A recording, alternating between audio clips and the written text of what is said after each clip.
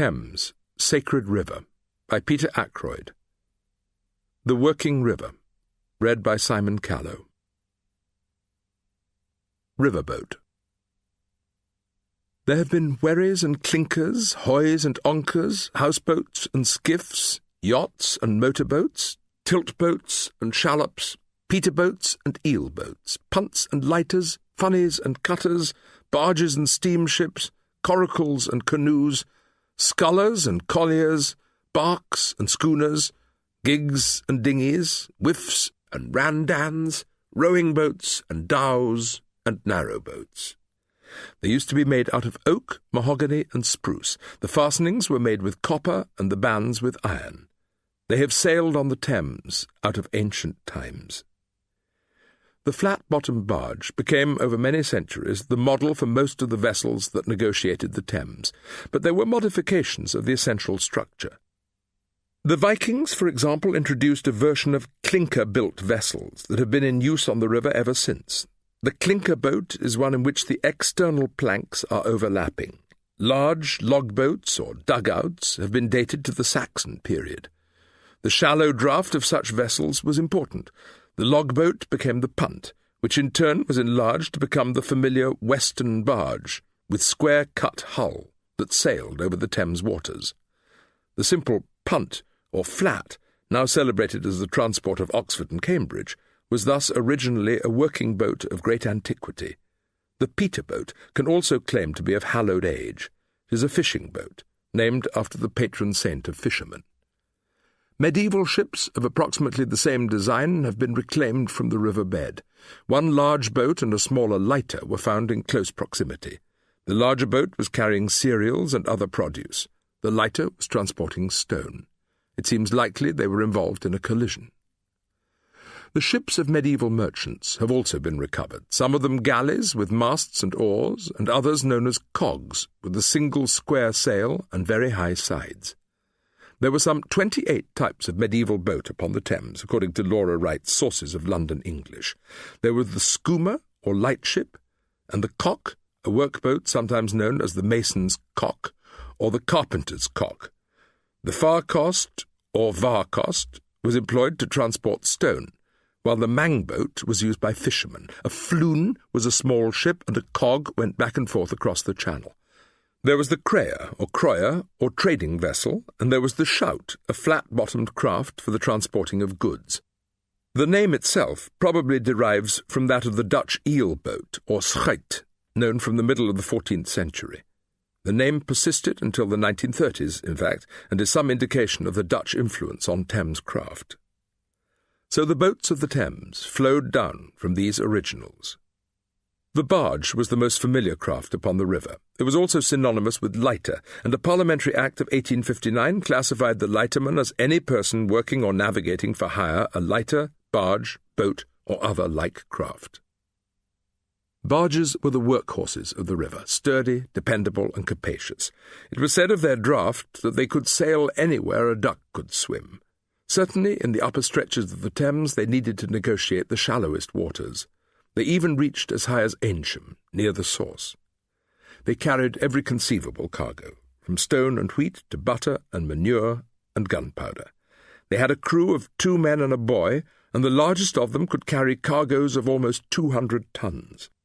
The average load, however, was between 60 and 80 tons. The barges on the middle and upper reaches of the Thames were known by their diminishing size as the western barges, trows or worses. The lighters were known as dumb barges, perhaps because they had no sails. There were stumpies, with no topmast, and stackies, or hay barges. There were also estuary barges known as hoys, but the name was predominantly associated with Margate. The Margate hoy became famous as a conveyance, and is popularly supposed to be based upon the design of the Norman vessels that crossed to Hastings. They were not universally appreciated, however. A report of 1637 remarks that the hoy, like the grave, confounds all distinctions. High and low, rich and poor, sick and sound are indiscriminately blended together. I would not recommend it to ladies of great delicacy. There are engravings of barges being towed by ropes through empty riverscapes. The rope was fastened to the top of the mast to keep it clear from obstructions on the river bank, and 2 horses were generally used for the journey upriver. There were a variety of barges of all sizes, designed to cope with the riverine conditions in their particular neighbourhoods.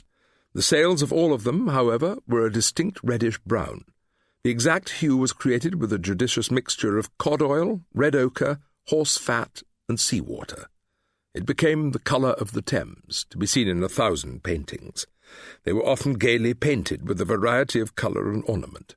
They endured for 1,000 years, but then, like their sails, slowly mixed with the sunset.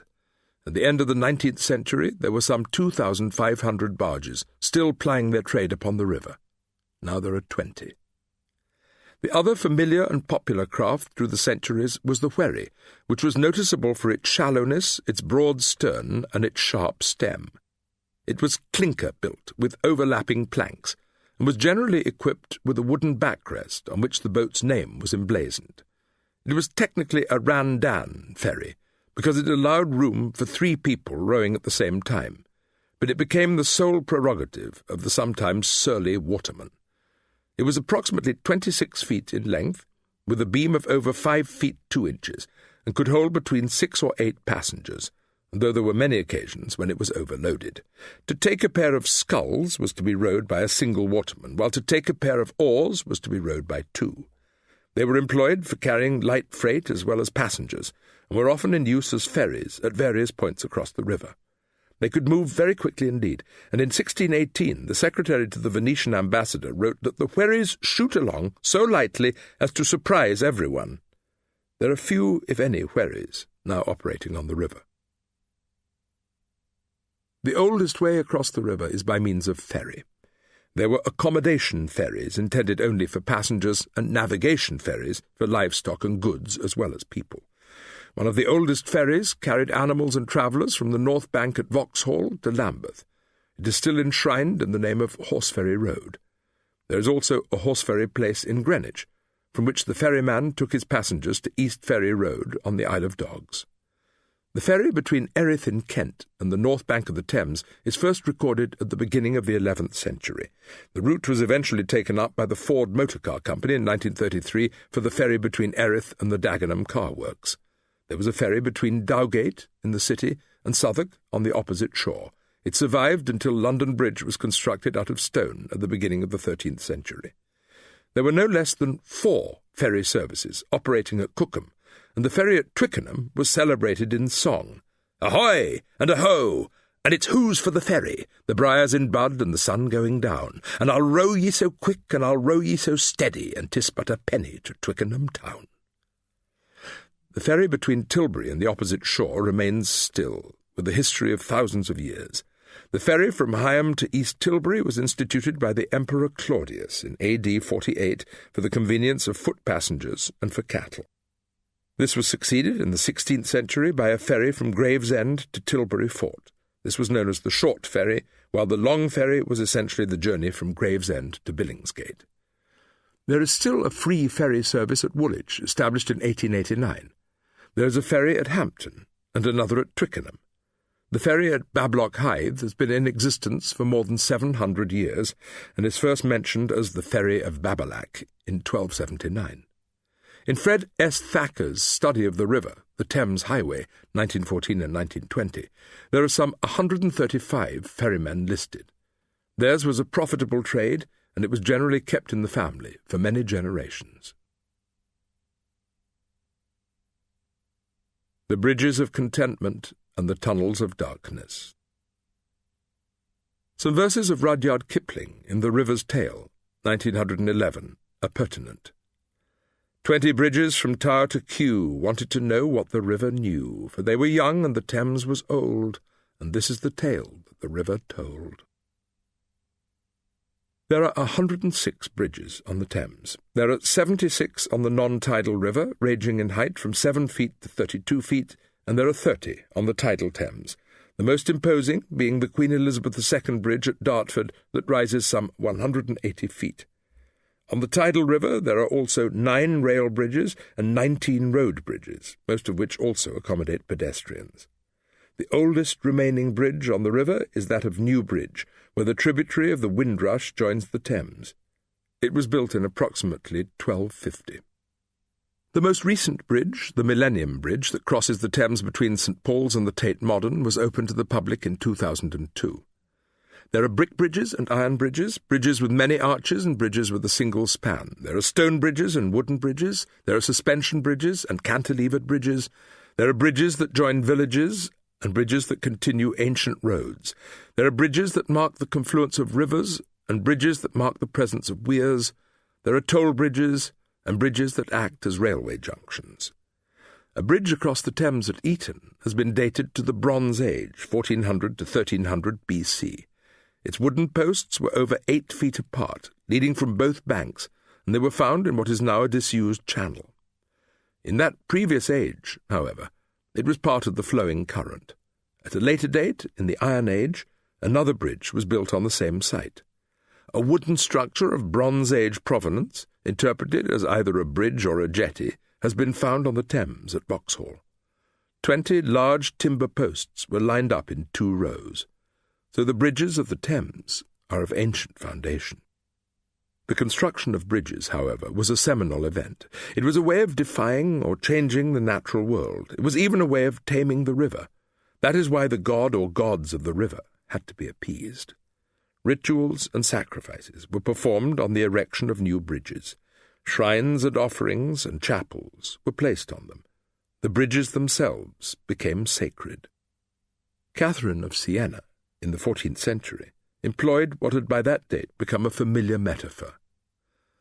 God made a bridge of his Son when the way of going to heaven was broken by inobedience of Adam, by the which bridge all true Christian men moan overpass. It reacheth from the earth up into heaven. The bridge can be used to cross from death into eternal life, just as the sacred river crossings of pagan antiquity were a means of moving from life into the dark limbo of death. The turbulent waters beneath the bridge were seen by Catherine as the fervent sea of this wretched life, that which passes while the bridge stands firm. The water is mutable and vain. Swift the water is, and abideth nobody, where the bridge rises on the stones of Christian piety and virtue. It was Catherine's genius to create a strong metaphor out of the ancient beliefs of the people, in which the river was considered to be the home of dangerous or fickle gods. That is why the construction of bridges was itself considered to be holy work. Their builders were celebrated because they were helping to tame the pagan gods who had not wholly departed. The work of building was then accompanied by indulgences and pious testimonials. Thus in Leland's Itinerary of 1540 we have the following verses. Another blessed business is bridges to make, where that the people may not pass after great showers. In general, the monastic foundations of the neighbourhood were charged with the responsibility for maintaining the bridges closest to them. There was, of course, a system of tolls for all the principal bridges that helped to replenish the purses of the abbots and abbesses. There are now only 2 toll bridges remaining, those at Swinford and at Whitchurch, as a remnant of what was once an ancient, if unwelcome, custom. At the beginning of the 19th century, it cost every foot passenger 1 penny. 1 shilling was charged for a 4-wheeled carriage, such as a brougham, and 3 pence for a dog drawing a cart. The more pious and wealthy Christians left bequests in their wills for the construction of bridges. In the early 15th century, for example, the bridge at Abingdon was built largely upon legacies. Sir Peter Bessels gave all the stone from his quarries at Sandford, while Geoffrey Barber donated 1,000 marks. Both men then left properties in the neighbourhood to pay for the maintenance of the bridge, and the wool merchants of the Abingdon region also contributed money. Then a stone chapel was built on the bridge itself. The custom of erecting religious houses upon bridges was of great antiquity. There were, in fact, many chapels and shrines designed both to solace the weary traveller and to pay for the new foundation. There were some places where the bridge actually passed through the chapel, so the congregation was separated from the pulpit by a thoroughfare. The chapel at London Bridge was built within one of its piers and descended to the water's edge. On the north bank of the Thames, by the site of the head of the medieval bridge, stands the church of St Magnus the Martyr, otherwise known as St Magnus ad Pontem. Reading Bridge found its median point on an island in the middle of the river, where was placed the bridge chapel of St Anne. In the 16th century, according to Leyland, there stood at the north end of Caversham Bridge a fair old chapel of stone on the right hand, piled in the foundation because of the rage of the Thames. Among the relics preserved here was a piece of the halter with which Judas hanged himself, and the blessed knife that killed St. Edward. It is hard to explain why this one-bridge chapel was so blessed with holy tokens. It was rivalled only by the possessions of the Church of St. Thomas a Becket, set upon London Bridge. These are a few scattered examples. It seems likely that no bridge was without its chapel, except for the smallest and most remote. They were pulled down in more sceptical or revolutionary ages and plundered for their stone. The Reformation, no doubt, played a large part in their downfall, and they were never rebuilt. Putney Bridge is perhaps unique for still possessing a church at either end of its structure. On many bridges, too, there was generally a socket over the central arch in which a stone cross had once been placed as a sign. They were large enough to dominate the bridge itself, and were immune from graffiti and vandalism. There was just such a cross upon Radcott Bridge. It has now been removed, but its old socket remains. Even in the early 20th century, baptisms of children were often performed within it. Ritual offerings are still left on the completion of a new bridge, generally taking the form of a set of newly minted coins. It is the modern version of the votive offering.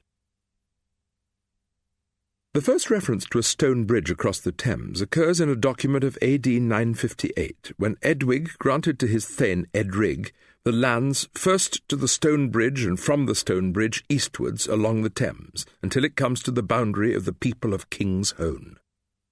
King's Hone is now known as Kingston Bagpuys, and the site of the stone bridge is that of the present Radcott Bridge. The requisite skills for the construction of arched bridges were not available to the masons of the 10th century, and so this early stone bridge is likely to have consisted of large flat stones placed upon broad piers of masonry. This bridge was then rebuilt in the early years of the 13th century, after King John had requested in 1208 that our brother Alwyn to take both men and materials for the reparation of the bridge at Redcott. The age of arched stone bridges, in fact, can be dated from the beginning of the 13th century. The first of them, London Bridge, was erected in 1209. Before that time there were principally wooden structures spanning the Thames, created out of great posts and piles driven into the riverbed, with baulks of timber suspended upon them. The floods of winter often disabled them, and they were in an almost constant state of disrepair. Yet there were still wooden bridges as late as the 19th century at Marlow and Cookham and Windsor, Maidenhead and Staines, Chertsey and Hampton and Kingston. Until the middle of that century the bridge at Caversham was built half of timber and half of stone. The 13th and 14th centuries were the great ages of stone. This was particularly true of the upper reaches of the Thames, where local stone was readily available. Yet only the monks and the masons associated with the monks had the skills necessary to build bridges. The architecture of the stone bridges is in fact remarkably similar to that of the old cathedrals, where ribs of stone emerge from the piers and span the openings between them. They resemble the Gothic arches of the churches and the vaulting of the chapter houses. The most celebrated of all Thames bridges, however, must be London Bridge. It is the most frequented of all bridges, the great highway of the city. It is a familiar and often quoted fact that the Romans erected the first bridge on this site, but there is no reason to suppose that such a favoured vantage was overlooked by the British tribes who had previously inhabited the area. All we can say with any certainty is that there has been a bridge here ever since we know anything of London. A bridge, that is to say, has stood for more than 2,000 years. The Roman bridge may have been erected primarily for the passage of goods or for the movement of troops, rather than for the convenience of pedestrians. Its superstructure was of wood, and in 1834 some bulky oak piles were dredged from the river. They had shoes of a hard iron that only the Romans could have made. When the ancient medieval bridge was being demolished at the beginning of the 19th century, specimens of Roman coinage were found that covered the whole period of occupation, so the bridge was continually in use. It quickly became the centre of commerce for the entire island, and the point of communication between that island and continental Europe. It was a crossing and a terminus, the nodal point of England itself. The city began to cluster around it. The growth of London was thus determined by the bridge, and it marked the centre of the financial and mercantile life of the capital. It is now generally agreed that there were 3 succeeding Roman bridges across the Thames. The first of them was erected in the AD 40s and connected Fish Street Hill with a section of the bank close to the southern end of the modern bridge. This was followed by a temporary bridge in AD 85 to 90 that came out from Pudding Lane. A third and more permanent bridge was then built in approximately AD 100 on the same site as the first of the bridges. This was more securely fashioned with stone piers and a wooden superstructure. The thoroughfare from the bridge proceeded up Fish Street Hill and along the present Gracechurch Street until it reached the front entrance to the Great Forum of London. This bridge lasted some 230 years before it fell. There is a commemorative medal struck in the AD 290s, which displays a warship on the Thames together with gate towers on either side of the bridge. The first Saxon bridge cannot be securely dated. The earliest mention of it in the public records occurs in AD 730, when a witch was thrown from its parapet and drowned in the river. There is a reference to a long and low wooden bridge in AD 994. It was built of thick timber planks, placed upon piles with movable platforms to allow the Saxon vessels to pass through it westward. The history of this bridge is uncertain. We can say with certainty only that it was a rickety structure lined on each side with rows of dirty wooden huts. It was broad enough to accommodate 2 wagons passing one another, the same width, therefore, as the principal London streets, but it was packed with jostling life. Itinerant merchants and dealers in goods spread out their wares on the pathway, so that the narrow thoroughfare became another London market. The bridge was also blocked by cattle for sale and by wagons of provender. It is mentioned frequently in the Anglo-Saxon Chronicle, but there is also a compelling narrative in the sagas concerning Olaf Haraldsson. He had sailed up the river with his fleet of Norwegian ships in 1014 in order to assist Ethelred and the English in their bid to fight back the Danish invaders of London. But Olaf was impeded by the Danish army, who had massed upon the bridge with their weapons and missiles. The sagas report that the bridge was itself defended with towers and wooden parapets. Olaf protected his oarsmen against attack from above with shields and coverings of hide, and proceeded to sail beneath the bridge. Then he fastened great ropes around the piles, and with the help of the incoming tide managed to unloose them from the bed of the river. The bridge, with its Danish defenders, fell into the water. A curious alternative history suggests that Olaf burned down the bridge. In any event, the early Norse poet or skald, Ottar Svarte, composed some verses. London Bridge is broken down, gold is won, and bright renown. Here, then, we may see the true origin of the ancient rhyme, London Bridge is falling down, which is worth quoting in full in order to measure the true significance of the bridge in the popular memory. London Bridge is falling down, falling down, falling down. London Bridge is falling down, my fair lady. Take a key and lock her up, lock her up, lock her up. Take a key and lock her up, my fair lady. How will we build it up, build it up, build it up? How will we build it up, my fair lady? Build it up with silver and gold, silver and gold, silver and gold. Build it up with silver and gold, my fair lady. Gold and silver I have none, I have none, I have none. Gold and silver I have none, my fair lady.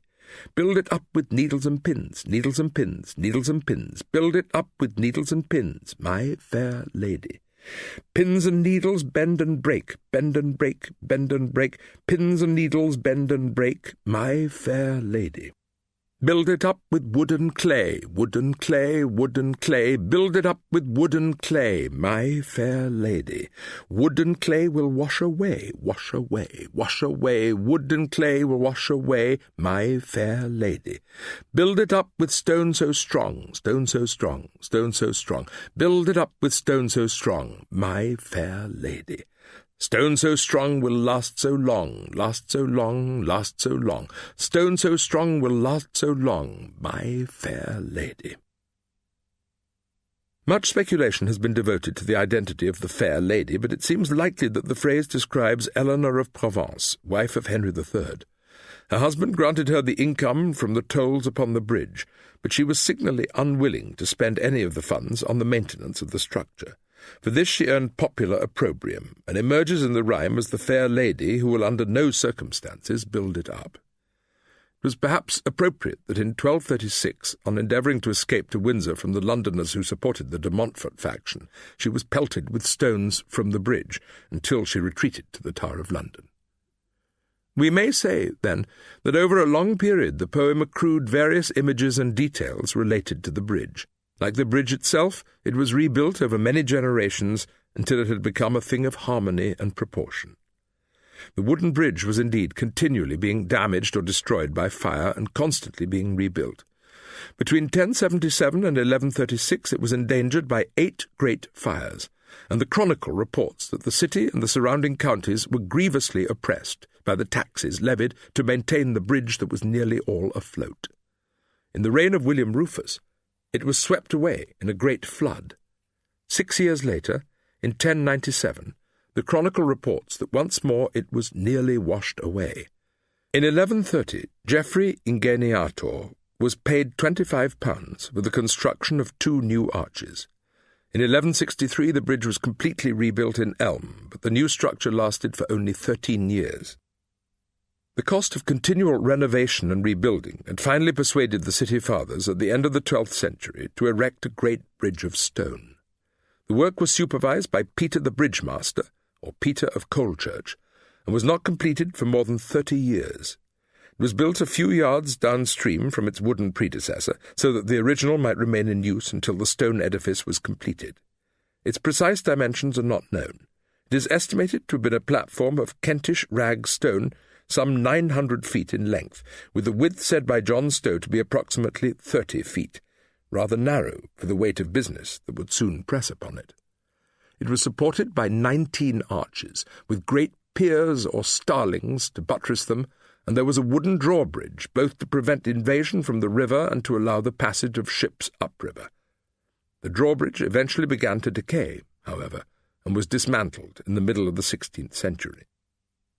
The Corporation of London has some medieval documents making grants of land to God and the bridge, so it was treated with veneration. Yet it was also a bridge of motley. There were the wooden huts and earth floors of the poorer residents, together with the stone oratories and stained glass of the chapel and the battlements of the defences. There were large dwellings divided into tenements known as bridge house rents. There were shops and alehouses and cellars. In 1281, the bridge is recorded as having almost innumerable people dwelling thereon, and in the middle of the 14th century there were 62 shops on the east side and 69 shops on the west side. There were many apophthegms concerning it. It was said, for example, that wise men walked over London Bridge and only fools went under it, referring to the strength of current created by the piers. It was never wholly a safe foundation, however. The dwellings on London Bridge were principally built of wood, and there were frequent occasions of fire. Only 4 years after the bridge had been constructed, in 1213, there was serious conflagration in Southwark. Crowds of people swarmed onto the bridge from the south bank in order to escape the flames, only to confront another crowd coming in from the north bank to watch, to help, or to pillage.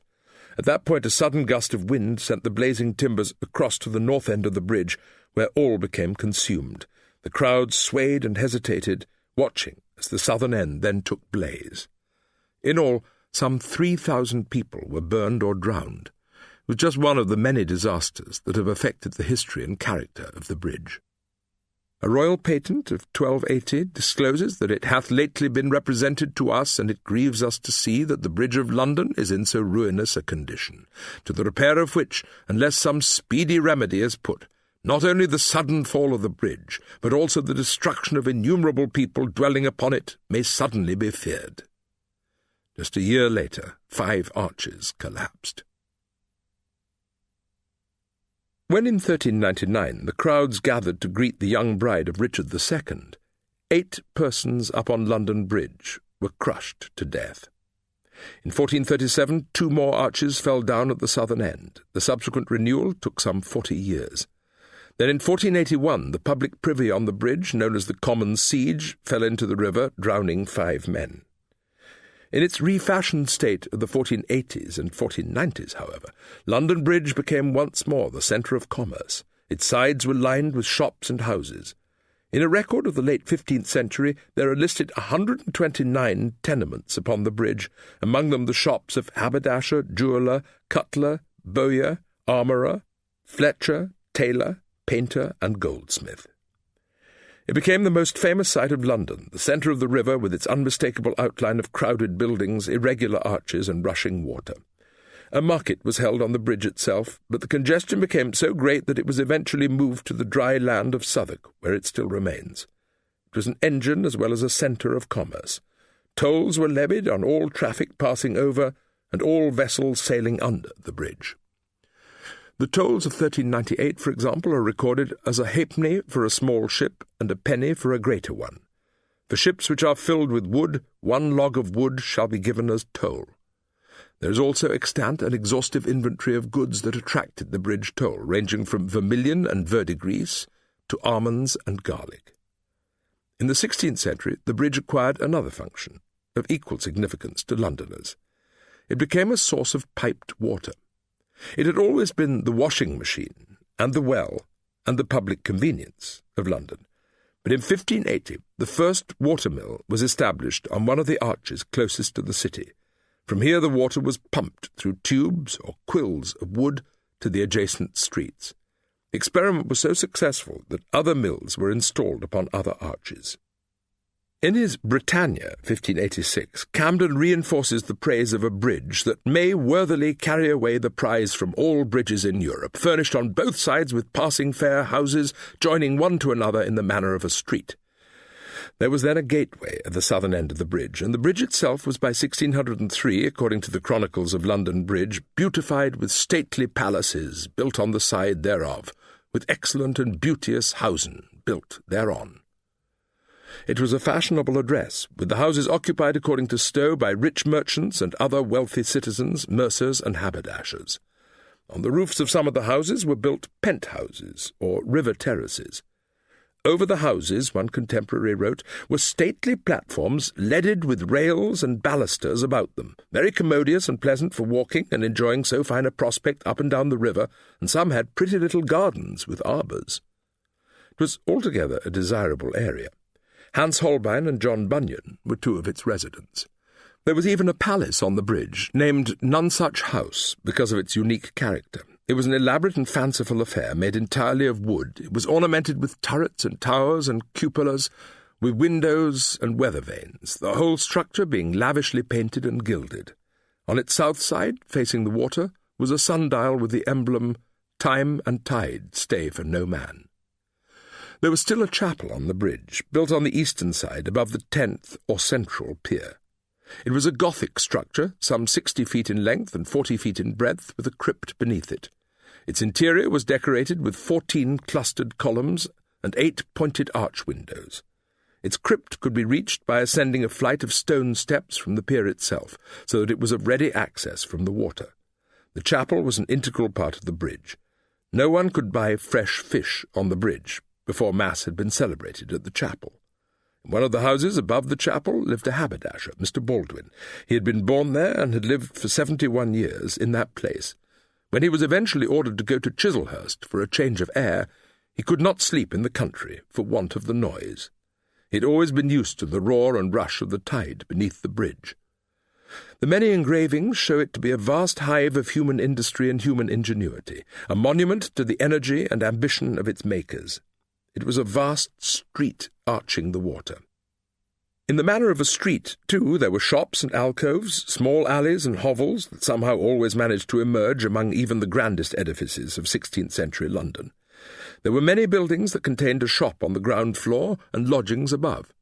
Some of these upstairs rooms reached a 4th or even 5th story and often touched each other across the thoroughfare at roof level. There was a cage or small prison for offenders. In the middle of the 16th century, a woman was imprisoned and told to cool herself there for refusing to pray for the soul of a recently deceased pope. In the middle of the 17th century, there were bookshops at the sign of the 3 Bibles and the Looking Glass. There was a silversmith with the sign of the White Horse, and a milliner at the sign of the Dolphin and Comb.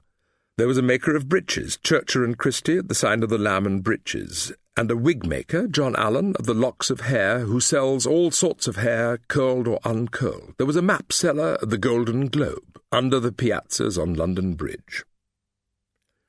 When the maid of a needleworker put a tub of hot ashes beneath her master's stairs in 1632, she began a conflagration that destroyed some 43 businesses along the northern end of the bridge. Yet the bridge escaped the worst excesses of the Great Fire and the Plague. The flames of the conflagration were prevented from crossing the bridge by the speedy demolition of the houses in its path, and during the visitation of the epidemic, only 2 inhabitants died. The environment of the bridge was, indeed, considered to be a healthy one. It was open to the cleansing wind, was washed by tides, and was clear of the cesspits and open drains of the crowded city. In prints and engravings of the bridge, there are to be seen buckets being lowered down on ropes from the various windows of the houses. It was the bridge that acted as the principal highway for royal pageants and processions, and so became the setting for tilts and jousts. And so the king passed through London Bridge, as the chronicles put it, with his trumpets blowing before him. It was the bridge that witnessed the slaughter of invading rebel armies.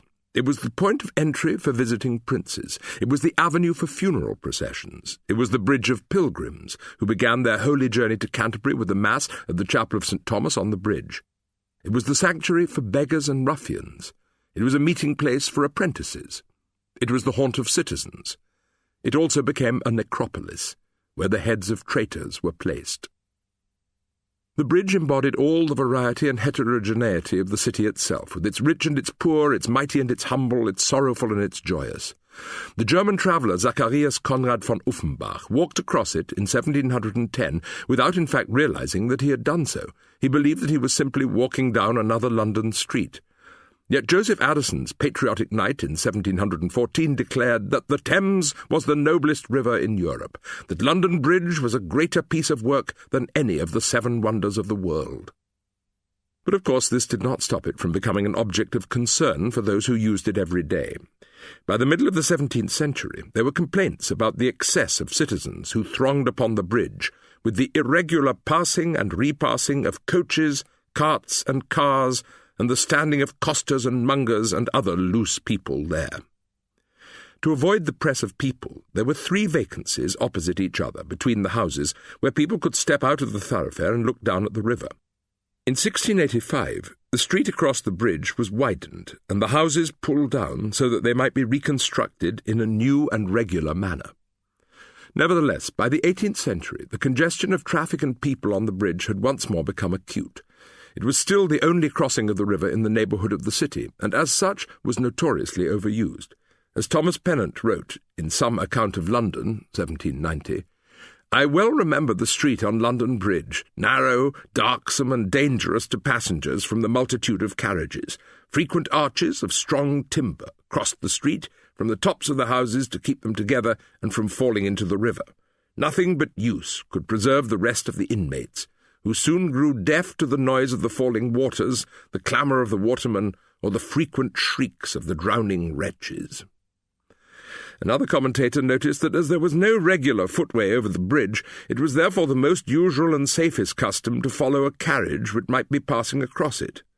By the middle of the 18th century, too, the fashionable residence had moved out. It had become insupportable with its attraction to all the itinerant traders and vagrants of the city. The southern bank of the river had long had a reputation for noisomeness and excess, and that atmosphere was being communicated across the Thames.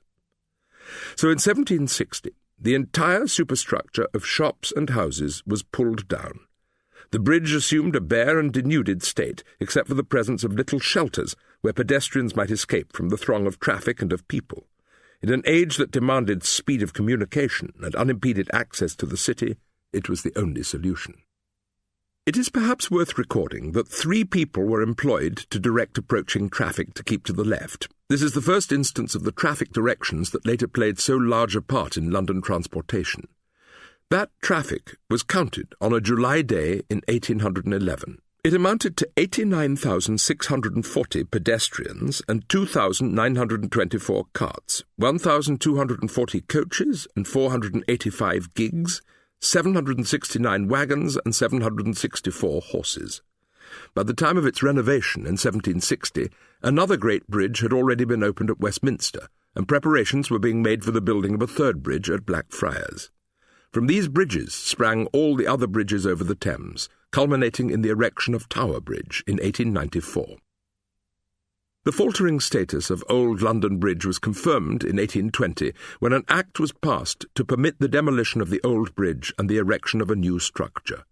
Work began a few yards upstream from the old bridge in 1824 with the laying of the foundation stone by George IV. It was formally opened 6 years later with 5 arches rather than the 20 arches of its predecessor. In the 19th century, this newly built bridge was the most frequented of all points of departure for the ocean-going or seafaring vessels. In his London, 1872, Blanchard Gerald remarks on the spectacle of that bridge as the vessel came upstream from the sea. It is curious to see the eager faces that crowd to the sides of a steamer from the ocean when London Bridge is fairly outlined against the horizon and the dome of St. Paul's rises behind. This is the view of London that is familiar to all civilized peoples. Le Pont de Londres, the Frenchman explains, carrying his vivacious eyes rapidly over its proportions. The barges and express boats and citizen boats sailed through the arches, dipping their sails and masts as they travelled under the bridge. The parapet was crowded with people, looking out at the scenes of farewell and of general leave-taking, watching the drooping pennants and the gleaming masts and the black pitched hulls. Behind these crowds were the 2 lines of heavy traffic going to and fro across the bridge. Beside the bridge were inns for travellers, porters, cabmen, and all the bustling crowds of a major destination. There were stables and yards and alleys and passages filled with loiterers and officials and customs men. The bridge, completed in 1830, was, 130 years later, deemed to be sinking. It was sold to an American company, McCulloch Properties, Inc., for the sum of $2,460,000. The bridge was then removed, piece by piece, and reconstructed in Lake Havasu City, Arizona. The cornerstone was laid in 1963, and the reconstituted bridge was opened 7 years later. The new London Bridge, that across the Thames, was formally opened in the spring of 1973 and has taken its place in the litany of the bridges that have spanned this small stretch of earth and water. For a future generation, the bridge now extant will be known as Old London Bridge, and will in turn pass away, just like the bridge in the nursery rhyme. There are other ways across the river. There are more subterranean channels beneath the Thames than beneath any other river in the world. As early as 1798 there had been a scheme to create a subfluminal tunnel between Tilbury and Gravesend, but it was abandoned. The dangers were too pressing, the risks enormous. So it turned out that the Thames Tunnel, dug beneath the river between Wapping and Rotherhithe, was the first underwater tunnel in the world. There had been plans for such a tunnel from the beginning of the 19th century, but the first attempts had failed. The river had broken through. In 1823, Mark Brunel was asked by Parliament to advance a new scheme, eventually finished by his son Isambard Kingdom Brunel some 20 years later. But the experiment had succeeded at a cost, with 5 major invasions by the river. The deaths were caused more by the insanitary conditions of the work than by drowning. Mark Brunel's diary is filled with foreboding. On the 26th of May, 1838, he recorded that Haywood, a miner, died this morning. 2 more on the sick list. Page is evidently sinking very fast. The air excessively offensive. It affects the eyes. I feel much debility after having been some time below. All complain of pain in the eyes. They were afflicted by blindness, temporary or permanent, that became known as the tunnel disease. It may have been caused by the long-soaked sediment and detritus of the river, which had lain undisturbed for many thousands of years. It was a foot tunnel in its first years, notable for its gloom and dankness. It was 1,200 feet long and was more like a cavern than a tunnel. The American novelist Nathaniel Hawthorne left an account of it in Our Old Home, a series of English sketches, 1863, as an arched corridor that extends into everlasting midnight, gloomily lighted with jets of gas at regular intervals, plastered at the sides and stone beneath the feet. It would have made an admirable prison. There were stalls and little shops along both sides of it, most of them kept by old women, but there were few customers. Hawthorne himself saw only 6 pedestrians in its whole length. It may be that most people felt some reluctance and uncertainty, even some primal fear, about walking beneath a great river. In 1870 it was converted into a tunnel for the underground system of the East London Railway Company. It survives still, a subterranean monument to the engineering skills of the 19th century. The river has never revisited the site. In 1869, the Tower subway was dug beneath the river to connect Tower Hill in the north with Tooley Street in the south. It was lined with cast iron rather than with brick and was designed for omnibuses travelling beneath the Thames. It was not a success. If the omnibus stopped for some reason in the middle of the tunnel, the sound of paddle steamers overhead could distinctly be heard by the passengers. It was then turned into a tunnel for pedestrians before being entirely replaced by Tower Bridge. It is now what is known as a ghost tunnel, used to house cables and pipelines. From the cast-iron tube, the constant noise of the water can still be heard. It has a reputation for being one of the loneliest spots in London.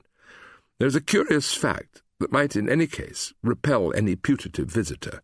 The movement of the tides affects the shape of the tunnels, and under the pressure of high water they become slightly bulbous or egg-shaped. The first purpose-built tunnel for underground trains, or tube tunnel as it became known, was constructed in 1890 between King William Street and Stockwell on the south side of the river. It was the first to possess two separate tunnels, one up and one down, beneath the Thames.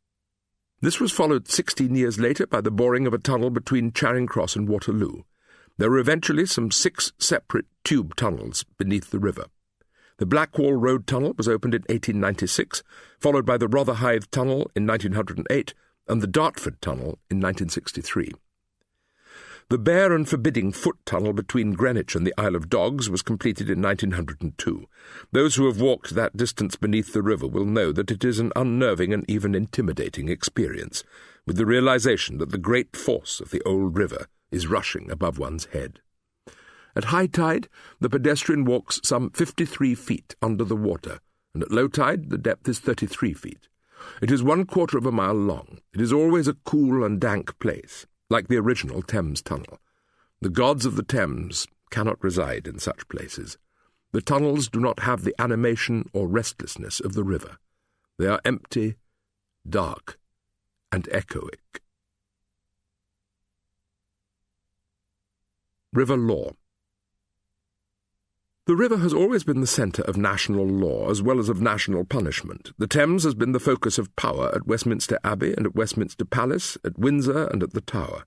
At the very end of the 6th century, St. Augustine met the Celtic bishops beside the Thames in order to solve some problems of ecclesiastical observance. In 747, Egbert called a synod at Cloveshow to determine, among other things, the status of the churches in Kent. This has been interpreted as cliff lying beside the Thames estuary. Later in the 8th century, Offa, sovereign of Mercia, held autumn synods at his palaces and churches in the Thames Valley. There was a synod at Brentford in 781 and a synod at Chelsea in 787, of which the waterfront has recently been discovered. In 890, Alfred the Great held a parliament, or Witnagemot, at Shifford, on the Oxfordshire bank of the Thames. In the year 1008, a Witnagemot was summoned by King Ethelred to the riverside town of Aynsham. In the abbey of the Benedictines, here, according to the chronicles, they reasoned and held discourse of many things concerning the recovery of the worship of the Catholic religion, and also for the amendment and furtherance of the state of the Commonwealth. The river was thus closely associated with spiritual authority.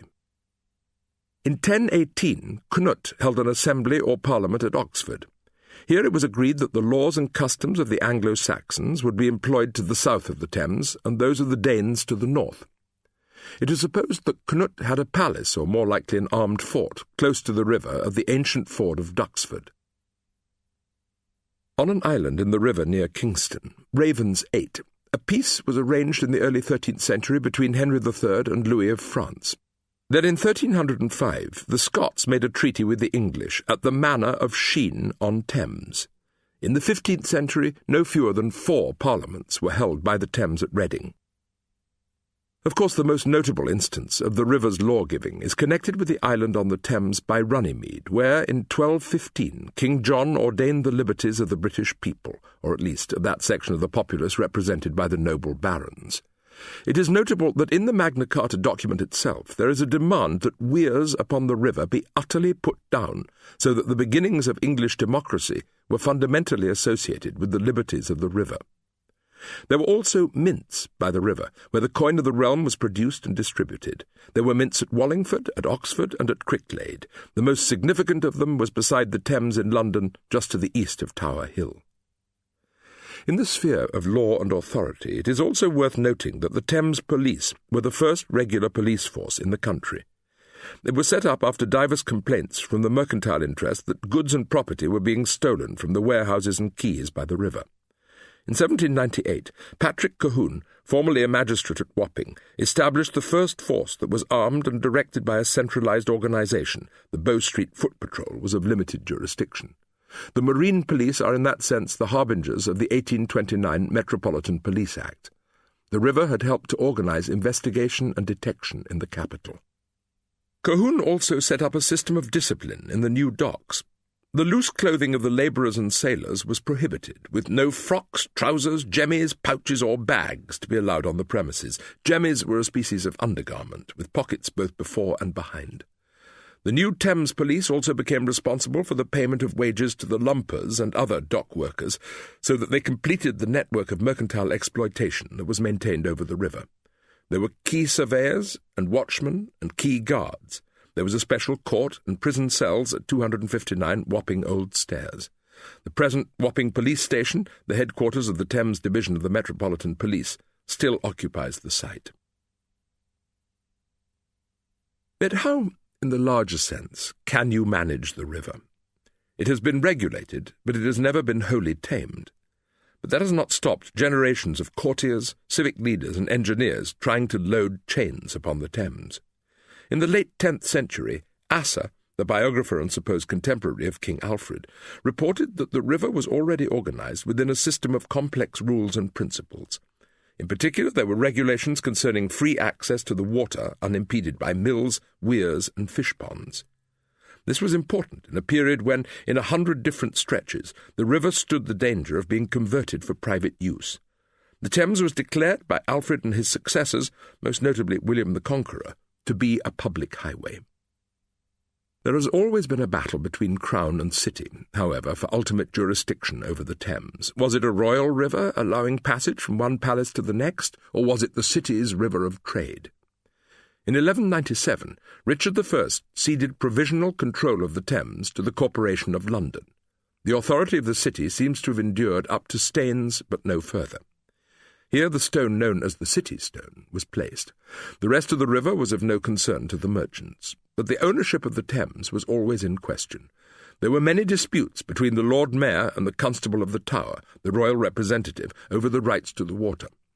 In the reign of Henry III, the city's jurisdiction over the said river was set forth and allowed. And then again, in the reign of Edward II, it was declared that aqua Thamesiae pertinet ad civitatem London usque mare. The water of the Thames down to the sea belongs to the Corporation of London. In 1613, the Lord Mayor of London was deemed to be wholly responsible for the conservation of her dearly loved minion, the River of Thames. But no judicial proceeding could preempt the greed or selfishness of the monarchy. The proposed construction of the embankments in the 1850s precipitated a protracted battle in the courts between Crown and City. The solicitor for the Crown put forward the case that the Thames, being a navigable river and an arm of the sea, prima facie belongs to the Crown, by virtue of its prerogative as far as the water ebbs and flows. The legal proceedings continued for 13 years. It was eventually agreed that the sovereign owned the bed and soil of the river and the seashore, at the same time as the Crown gave a newly established Thames Conservancy the title and right of the management of the river itself. The benefaction of the Crusader king, 700 years before, was finally deemed to be empty. But could Victoria in any meaningful sense be said to own the Thames? She might own the land upon which it flowed, but did she have any proprietorial rights over the water that ran into the sea and fell from the sky? Can you own the rain and the snow? Over the centuries there were sporadic attempts to clear the river of notable obstructions, to control the charges levied by lock-keepers or the proprietors of weirs, and to maintain the towing paths along the banks. But the local landowners and even the local millers were more powerful than any commission or London authority. The first Thames Authority was established in 1695. It was composed of local justices of the peace who were obliged to fix the tolls and thus expedite navigation, but they had little success. They were succeeded by the Thames Navigation Commission in 1751, and 19 years later the Thames Commissioners were formally appointed. There were 600 of them, but this somewhat unwieldy body pushed through a programme of new wooden locks and turnpikes. They were in turn followed by the members of the Thames Conservancy in 1857. Then in 1908 the Port of London Authority was created to manage the docks and the tidal river from a point 265 feet below Teddington, while the Thames Conservancy was charged with the maintenance of the Thames above that point. One of their notices became well known for its general scope.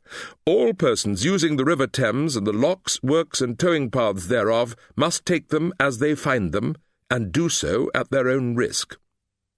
The Conservancy finally expired in 1974 and passed its powers to the newly formed Thames Water Authority. This august body lasted for only 15 years before it gave way for the National Rivers Authority. This survived for only 6 years, and in 1995 was replaced by the present Environment Agency. The river runs on. The criminal element. There has always been crime on the river. In an account of the 13th of July 1752, the ordinary or chaplain of Newgate Prison states of one inmate that he did work upon the river. This is a very suspicious way of life, such people being generally looked upon as getting more money by the by than by their labour. His remark confirms the reputation of the Thames for lawlessness. The life of the river for many centuries was quarrelsome and on occasions highly dangerous. Boatmen pitched against lock-keepers and millers organised against fishermen. The seamen fought against the customs and the wherrymen fought against the sailors, in an environment where land law was not recognised. Theft was, of course, the most immediate and obvious transgression. It was estimated by Patrick Colquhoun that there were almost 11,000 people who earned their living by dishonest activity on the Thames. In his Treatise on the Commerce and Police of the River Thames, 1800, he described the river as the peculiar territory for acts of peculation, fraud, embezzlement, pillage and depredation. The Thames had helped to create a species of systematic delinquency, which in its different ramifications exhibits a degree of turpitude as singular as it is unparalleled. While hundreds of ships lay at anchor, waiting for the tide or for a suitable wharf, they were pestered by thieves and river pirates and wreckers who were intent upon acquiring their cargo. There were smugglers all the way down the estuary taking on consignments of wool or other merchandise. There were river pirates, armed thieves who at night cut the mooring ropes of lighters carrying goods and waited for them to drift upon the banks or foreshore. There were night plunderers, watermen who worked under cover of darkness. There were scuffle hunters, or long-apron men, who specialized in stealing the goods left on the quaysides. There were light horsemen, who were the renegade mates of ships and revenue officers, and heavy horsemen, the porters and labourers earning a second living. And then there were the mudlarks, who were the accomplices of men who threw over goods at high tide. The mudlarks then recovered them on the foreshore when the tide had ebbed. The cope men were those who received the stolen goods, and their operations could be found down any of the myriad alleys and highways of the river city. There was so much life below, in 1,000 cellars that were often no more than holes in the ground, that concealment was easy. King David Lane in Shadwell was well known for its receivers. Some of them lived further from the river. A tobacconist in the St. Anne parish of Soho, Mr. Cooper, was a well-known receiver of snuff and tobacco. Downriver, closer to the mouth of the open sea, there were also wreckers, who, with false lights, lured unsuspecting pilots onto the mud banks. Much of the estuary, too, with its streams and marshes, was ideal ground for the concealment and carriage of contraband. Owlers, for example, were those who smuggled packs of fleeces through the marshy terrain. For many centuries, smuggling was endemic to the estuary, where watermen would find their path through the waterways or along the tributaries. The beaches under the cliffs at Wreculver or at Whitstable were perfect havens for their trade. Other smugglers would slip into the River Swale or the River Medway or Yantlet Creek in order to escape the attentions of the revenue men. Pubs and churches were used as convenient storage, and some goods were suspended in the pools and rivulets of the marshes. It was rumoured that in Essex, gin was in such large supply that the inhabitants cleaned their windows with it. A parliamentary report noted that as soon as vessels from the East Indies had entered their moorings along the Thames, the place which they lie becomes the resort of smugglers and resembles a public fair. The amount of goods entering the Port of London was so vast and so various that all forms of theft were practised.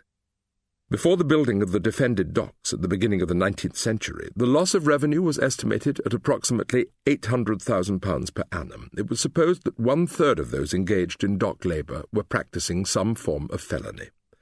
But since most of the money found its way into the pockets of Londoners, it was considered by the perpetrators to be a version of fair trade. It was familiar. It was customary. The mudlarks and the scuffle hunters believed themselves to be earning a living from the river with as much right as the mariners and the pilots.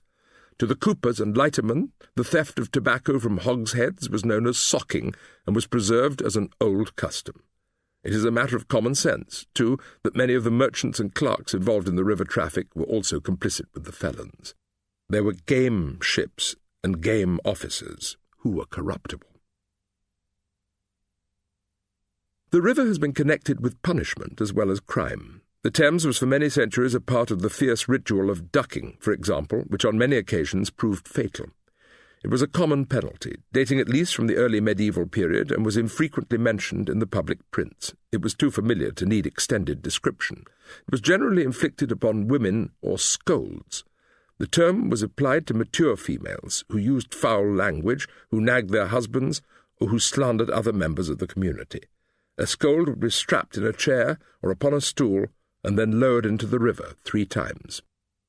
At Kingston, for example, a beam for that purpose jutted out from the central arch of the bridge. It was first deployed in the summer of 1572 when the wife of the gravemaker, Mrs. Downing, was ducked 3 times over head and ears, and it must have been constantly in demand, since a new stool was ordered by the churchwardens that same year.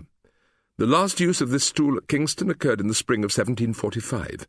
The Evening Post of the 27th of April reported that last week a woman that keeps the King's Head Ale House, Kingston, in Surrey, was ordered by the court to be ducked for scolding, and was accordingly placed in the chair and ducked in the River Thames under Kingston Bridge in the presence of 2,000 or 3,000 people.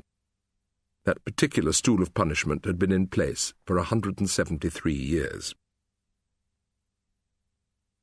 The accounts of life in the villages of the Upper Thames contain many stories of witches and their craft, and indeed more witches were recorded in the Thames region than in any other part of the country. They have names like Bet Hyde and Poll Packer, Minty Fruin and Mother Dutton, Old Margaret and Elizabeth Style, Urania Boswell and Mother Hibblemere, Bricky Jane and Granny Pantin. There were strong witch traditions in Henley, in Reading and in Wallingford. A fungus growing upon elm trees in the Thames Valley was known in the 19th century as witch's butter, and was said to be caused by the churning stick of a witch. It has been claimed that many of the stiles along the path of the Upper Thames are made of iron to keep the witches from crossing over. It was the custom, too, to wear the herb vervain as an antidote to the owl blast, the sickness caused by a witch's curse. It is reported that as late as 1946 some of the older inhabitants of Cricklade carried the foot of a goose in a small linen bag to ward off the attentions of witches. In the late 20th century there were reports of witchcraft at Kemble, at Appleton and at Reading. The prolonged presence of such customs and beliefs is easy to dismiss as mere hearsay or historical sensationalism, but the weight and body of tradition cannot be dismissed so easily. Trials of witches were generally held by the river itself. One venue was the neighbourhood of Shrew Ash in Richmond Park, and of course the trial by ordeal is well known. The suspected witch, with her hands tied, was thrown into the Thames. If she floated, the river was rejecting her, and she was deemed to be guilty. If she sank, her innocence was proved. But there were more certain punishments. The first occasion on which London Bridge is mentioned in the official records occurs in the Codex Diplomaticus AV Saxonici for AD 984. It is narrated that a witch was taken up and condemned for creating the wooden image of a man. Thereupon they took that woman and drowned her at London Bridge. End of Disc 1. Disc 2. The two major sites of execution on land, Tyburn and Smithfield, were adjacent to the Thames tributaries of the Tyburn and the Fleet. There was a gallows set up by the riverside at Dagenham, and it was in use as late as 1780. There were gibbet posts stretching along the foreshore at Millwall, to be seen in one of Hogarth's engravings from the series on the fate of the idle apprentice. There was a gallows near Greenwich. There was another in the neighbourhood of Blackwall Point. Just by Butler's Wharf, close to Tower Bridge, was the mouth of one of London's lost rivers called the Neckinger. The word means devil's neckcloth, which is a term for the hangman's rope.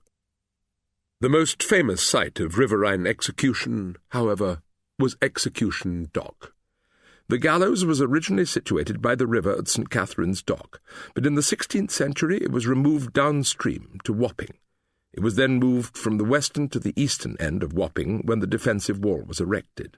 The condemned, who were by tradition customarily those accused of piracy, were taken from Newgate or the Marshalsea, and following a silver oar were marched to the river. Here they were dispatched, or, in the words of the river people, they danced the hempen jig. Their bodies were then tarred and placed in a gibbet by the water. At a later date they were bound with an iron chain, their wrists similarly fastened, and then shackled to a wooden post near the low water mark. Here they hung until 3 tides had passed over their bodies, just as the scold suffered from 3 duckings. The hangings at Execution Dock continued until 1834. Then there were the hulks, a baleful sight upon the Thames for almost 100 years. These were the prison ships, otherwise disused vessels, that were refitted to contain a captive crew. They had been established in 1776, and the last of them did not burn until the summer of 1857. Ships such as the Discovery, the Retribution, and the Belliquex were used to hold convicts, who, as a result of the War of Independence, were deprived of the opportunity of being taken to America. Many thousands of them served their sentences at Deptford, at Woolwich, at Chatham, and elsewhere, where they were forced to labour on shore works. The wharf at Deptford was popularly known as Dead Man's Dock. They returned to their ships each night, where they were kept in chains. There were some 500 or 600 prisoners confined on each deck. They inhabited the lower decks. The new prisoners were consigned to the lowest deck of all, where the horrible effects arising from the continual rattling of chains, the filth and vermin, are better imagined than described. One prisoner explained that of all the shocking scenes I had ever beheld, this was the most distressing. Nothing short of a descent to the infernal regions can be at all worthy of a comparison with it. The river had become a hell. When the inmates died, their bodies were taken to the marshes and perfunctorily buried there. There is a red-flowering nettle that grows along the marshes at Plumstead and the Arsenal. It was once known as the convict's flower. There were other prisons beside the river. The Clink was next to the water at Southwark, while the Fleet prison was erected less than 100 yards, 90 metres, from the Thames shore. Tilbury Fort was employed as a prison, and the Millbank Penitentiary, now the site of the Tate Britain Gallery, was a famous modern prison organised on Benthamite principles. The octagonal shape of the jail is still visible from the air. A sculpture by Henry Moore, the locking piece, marks the point where the prisoners boarded the ships that would take them down the Thames on their way to Australia. The river would be one of their last views of England. The Workers of the River.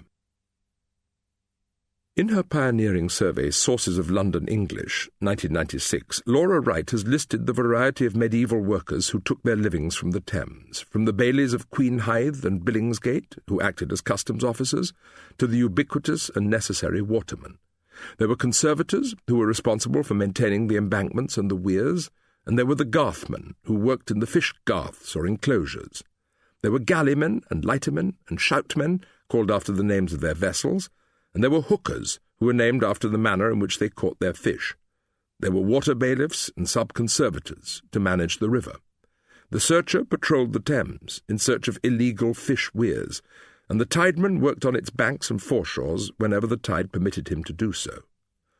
All of these occupations persisted for many centuries, as did those jobs that depended upon the trade of the river. There were always warehousemen and porters, but along the 16th century Thames there were infinite gradations in the status and employments of such people. There were tackle-house porters and ticket porters, fellowship porters and companies porters. These were the 4 brotherhoods, each of which had a special monopoly on various goods. The ticket porters, for example, had a monopoly on materials imported from Danzig, as well as all Irish products. Their hold upon trade, of course, meant that they received various special privileges and sometimes over-generous compensation. The tackle-house porters were paid 1 guinea for discharging 100 quarters, 1.27 tons, of malt, when other porters would have been happy to undertake the work for 8 shillings and 4pence. The river was always a haven of restrictive practices. Yet it was not easy work for any of them. They carried most goods upon their backs. Some merchandise characteristically arrived in barrels which could be rolled from the ship along each quay. If the burden was too great to be carried by a single man, then the goods were slung on poles resting on the shoulders of 2 men. It was a slow and expensive method of business. There was also a puzzling change of status. By the late 18th century, dockside labour was considered to be the most disreputable and certainly the least desirable form of work. Before that time, river work had been seen in a generally favourable light. For Langland, writing in the 14th century, the labourers working on river merchandise throve the best. The porters of the 17th and early 18th centuries were obliged to be freemen of the city, and were, if anything, aristocrats of labour. But in the years from the late 18th to early 19th centuries, there was a marked change in attitude. This was in part because the working river was within the region of the East End, which in this period acquired an unenviable reputation. It could be said, in fact, that the first industrial population in England grew up around the Thames. With the dockers and the porters, the engineers and the warehousemen, the watermen and the draymen, the costermongers and the touters, the clerks and the carters, the smiths and the stevedores, as well as the vast assembly of ancillary trades such as tavern-keepers and laundresses, food-sellers and street-hawkers, shopkeepers and prostitutes, marine store dealers and oystermen, there was a working population of many thousands congregated in a relatively small area of the East End. It has been calculated that in the neighbourhood of Shadwell, some 60% of men earned their living as seamen or watermen, while 10% were engaged in shipbuilding and repairs. There were more varieties of business to be observed by the riverside than in any other part of the city. As a result, with the possible exception of 7 Dials, the East End was also the most intensively inhabited region of London. The Isle of Dogs, for example, was in the 19th century colonised by the small houses put up for workers and their families by William Cubitt. In that century, too, dockside work was believed to be the poorest paid and generally deemed to be the least skilled and the most irregular of employments. None of these charges was in fact accurate. Dockers could earn more than the carmen of the metropolis, for example, and there was plenty of work for those who were fit enough to undertake it. Yet it was also considered to be rough and dirty labour, the province of the lower classes of workers or of those who were otherwise unemployable. The atmosphere of the working river was one of dust and mud, of filth and smoke. The faces of some dockers were blue with indigo or black with coal dust, their garments smeared with the detritus of the merchandise they carried. There was also some connection with the generally bad reputation of watermen and bargees. The river was linked with licence and bad language. The river was associated with smuggling and theft. To work on or by the river was in itself disreputable. It was a world apart, with its own language and its own laws. From the Chinese sailors in the opium dens of Limehouse to the smugglers on the malarial flats of the estuary, the workers of the river were not part of any civilized dispensation. That alienation was also expressed in the slang of the docks, which essentially amounted to backslang, or the reversal of ordinary words. This backslang also helped in the formulation of Cockney rhyming slang, so that the vocabulary of Londoners was directly affected by the life of the Thames. Other slang emanated from the river. The workers in the grain and corn warehouses of Millwall docks were known as tow-rags, because of the sacking they wore over their boots. The word itself then became a synonym for a despised individual. The lightermen in the Port of London referred to their colleagues working downriver as chalkies, or carrot crunchers. The stevedores, who characteristically worked at the Surrey docks, were named after the Spanish word for a packer, estibador. The reports in the 19th century press reveal a heterogeneous world of dock labour, in which the crowds of casuals waiting for work at the dock gates at 7:45 a.m. include penniless refugees, bankrupts, old soldiers, broken-down gentlemen, discharged servants and ex-convicts. There were some 400 or 500 permanent workers who earned a regular wage and who were considered to be the patricians of dockside labour, but there were some 2,500 casual workers who were hired by the shift. The work for which they competed had become ever more unpleasant. Steam power could not be used for the cranes, for example, because of the danger of fire, so the cranes were powered by treadmills. 6 to 8 men entered a wooden cylinder, and laying hold of ropes would tread the wheel round. They could lift 20 hundredweight, 1 ton, to an average height of 27 feet, 8.2 metres, 40 times in any 1 hour. There were other workers by the river. There were the dredgers or river finders, who searched the water looking for articles that had fallen overboard from the argosy of ships going up and down the Thames. The derisory word tosh comes from the activity of the toshers, the group of watermen who dredged the river for flotsam, those articles that are found floating in the water unattached to any particular source, and jetsam, those goods and articles that are deliberately thrown into the sea, perhaps for lightening a ship in peril of sinking. Then there were the mudlarks, who worked on the foreshore, many of them very young children or very old women who spent their lives in the filthy water searching for small bits of coal, lumps of metal, or stray pieces of wood. They were the wretchedly poor living in the courts and alleys of the riverside. They waited by the stairs until the tide had gone down sufficiently to uncover the banks, and then they scattered in all directions.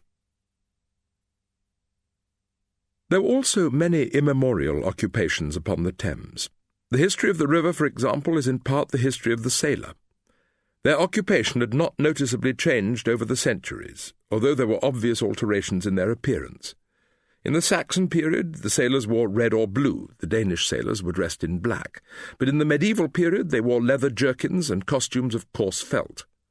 By the 15th century, they were dressed with quilted jackets and leather breastplates. They were also given leather helmets.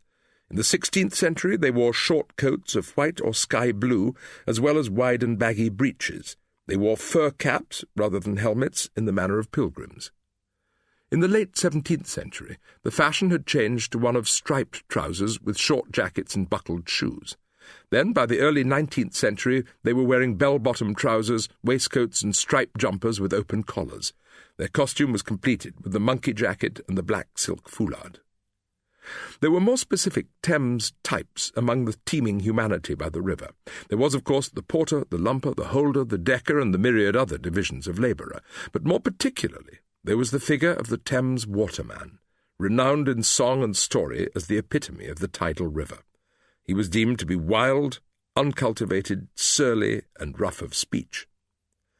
The Watermen's Company was established in 1555, but of course the occupation is much older.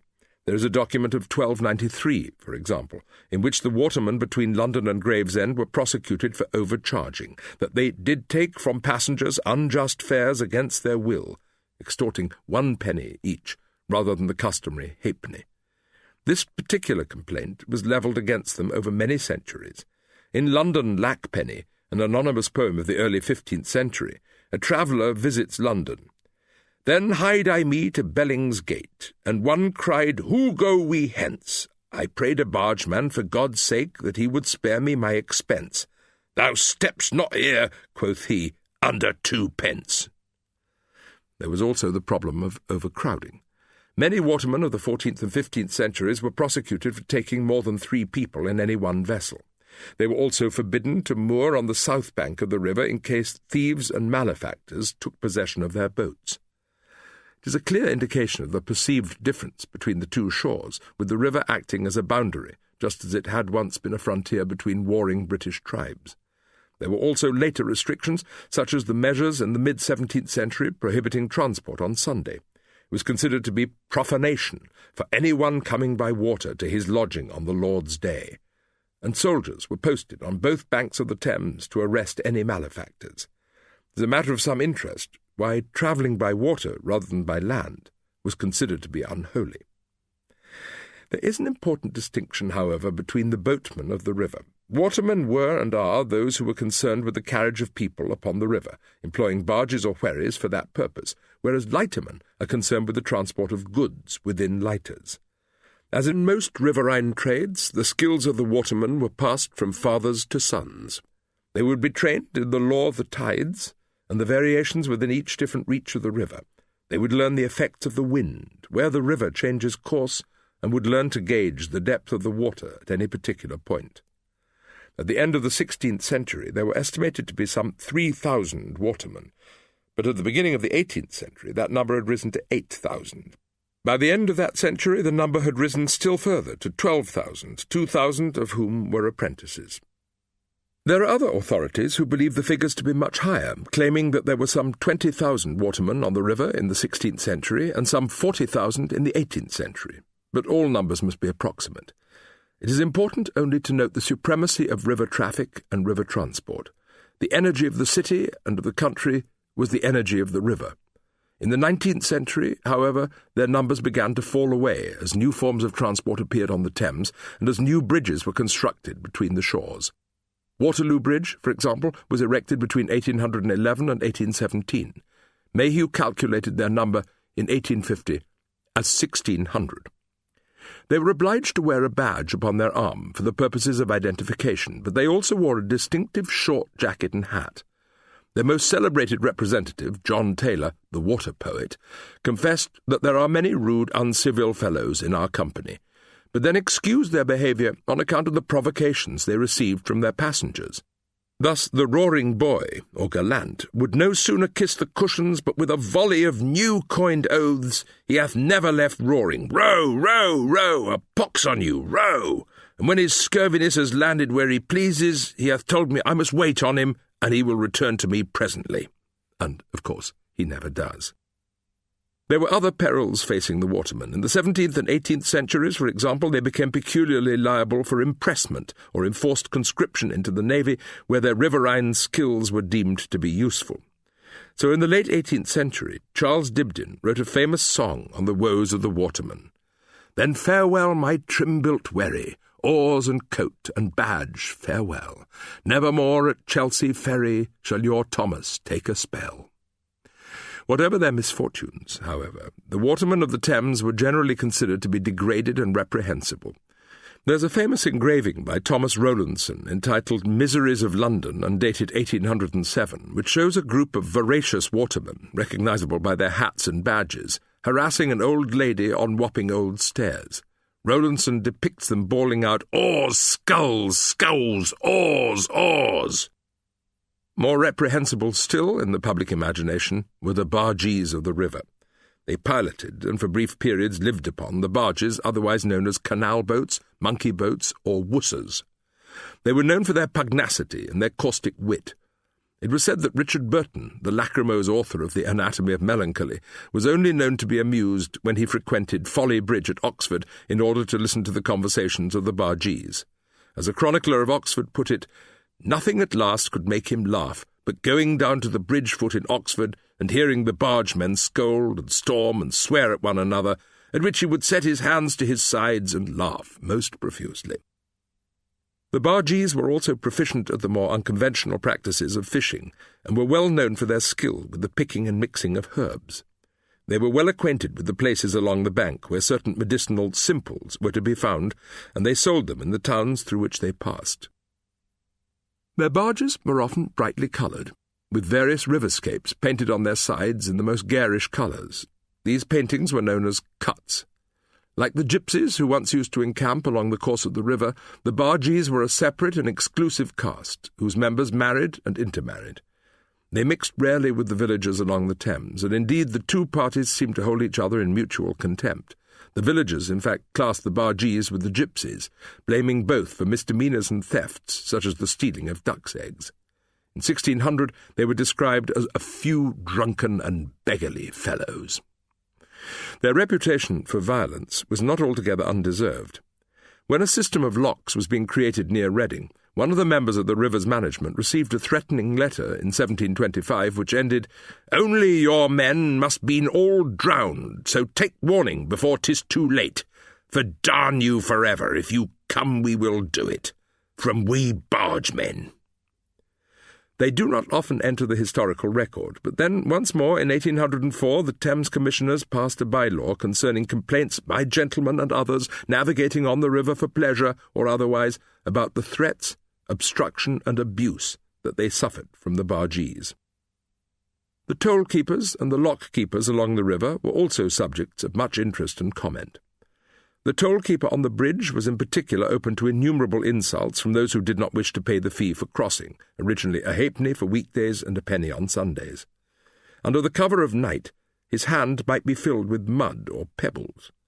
A tramp would offer his halfpenny and demand that the gate be opened. As soon as it was unfastened, a hidden party of tramps would make a rush and pass through. The toll-keeper was never a popular figure. The advent of the motor car increased his sense of beleaguerment. When a motor vehicle drove over the Maidenhead end of Maidenhead Bridge and refused to pay the 8p charge, the toll-keeper grabbed a cushion from the car and subsequently sold it for 3 shillings, returning only 3p to the owner after deducting certain expenses. This was the final provocation. At midnight on the 31st of October 1913, a crowd of 500 people assembled on the bridge and encouraged workmen from the Maidenhead Town Council to tear down the offending gate. The toll-keepers of the London bridges were known as tipstaffs. They survived at their posts until 1879, when most of the London bridges were finally declared free and open to the public forever. Unlike the toll-keepers, the keepers of the locks have survived into our own time. There are 45 locks on the non-tidal river, from the source to Teddington. The first pound locks were erected with turf sides at Iffley, Sandford and Swiftditch in 1635. In that century, there was a new emphasis upon utility and experimental progress, especially in relation to the circulation of commerce. There was no reason at all why the Thames should not be organised under the same set of principles. So other locks followed. Anyone who passed through the lock was obliged to pay a toll, a fee that provoked enormous discontent. It was the old argument whether God and nature provided the water free from charge. The locks subsequently became known as Thames turnpikes. Then from the 1770s, there was a spate of building at several sites along the river, the first of the new pound locks coming into service in 1772 at Bolter's Lock. They were said to have been designed by Humphrey Gainsborough, the brother of the painter. If this is so, then he had more effect upon the vision of the riverscape than his more famous sibling. The pound lock was, as its name suggests, an enclosed chamber or pound with a gate at either end. It was sometimes known as the cistern lock. It is the system still in use, although the equipment has been thoroughly modernized. The gates themselves must be capable of holding back thousands of tons of water. Buscott is the smallest, Teddington is the largest, and Bolter's is the busiest. On the south bank of the river at Teddington, the first lock upon the non-tidal river, there are examples of the little skiff lock, otherwise known as the coffin lock, the launch lock, and the barge lock. The traffic along this stretch of the navigable river is now so heavy that they are almost constantly in use. The lock-keepers of the last 2 centuries, unlike their counterparts in the tolling booths, were generally considered to be cheerful and amiable characters. Their setting, with the lock cottage surrounded by friendly blossom, was highly picturesque. They were associated with the sound of the swinging gate and of the groaning winch, with the lap and gurgle of the slowly ascending or descending water. A character in Elspeth Huxley's The Flame Trees of Tika, 1962, has posed a pertinent question. Once he was asked what, in his heart of hearts, he most wanted to be. After some thought, Ian replied that his true ambition was to be a lock-keeper on the River Thames. There I would stand amongst my floxes and snapdragons, and watch life go by in an orderly manner. They are the guardians or wardens of the river, keeping it in order and chastening its bounds. There are records of them dating back to the 18th century, with names like Caleb Gould at Hambledon and George Cordery at Temple. There were some women among them, Widow Hewitt of Culham Ferry and Widow Walters of Whitchurch being no doubt the relicts of past lock-keepers.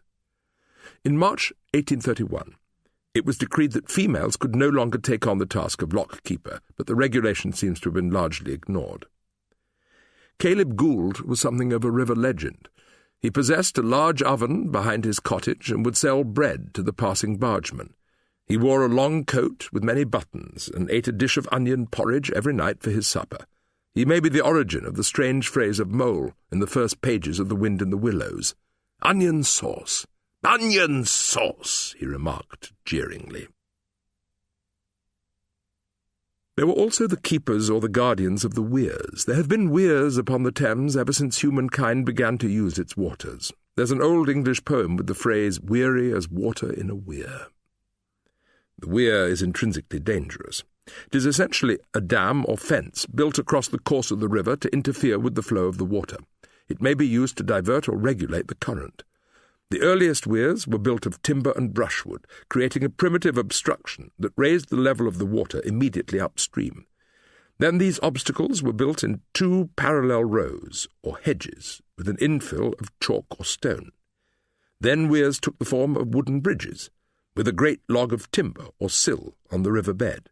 Between the bridge and the sill were placed vertical wooden planks, so that the whole device resembled a dam. When a craft wished to pass through, the planks were removed, thus causing a flash or flush as the pent-up water poured through the opening. The keepers of these weirs also demanded a toll from boats or barges before they would release the flood of water needed to carry the vessels downstream. They soon became the most hated figures on the water. There were other types of weir. There was the weir built for the mill, so that a strong head of water was directed towards the mechanism for the turning of the wheels. There was also the weir for fish, known as a fishery hedge, which took the form of a trap.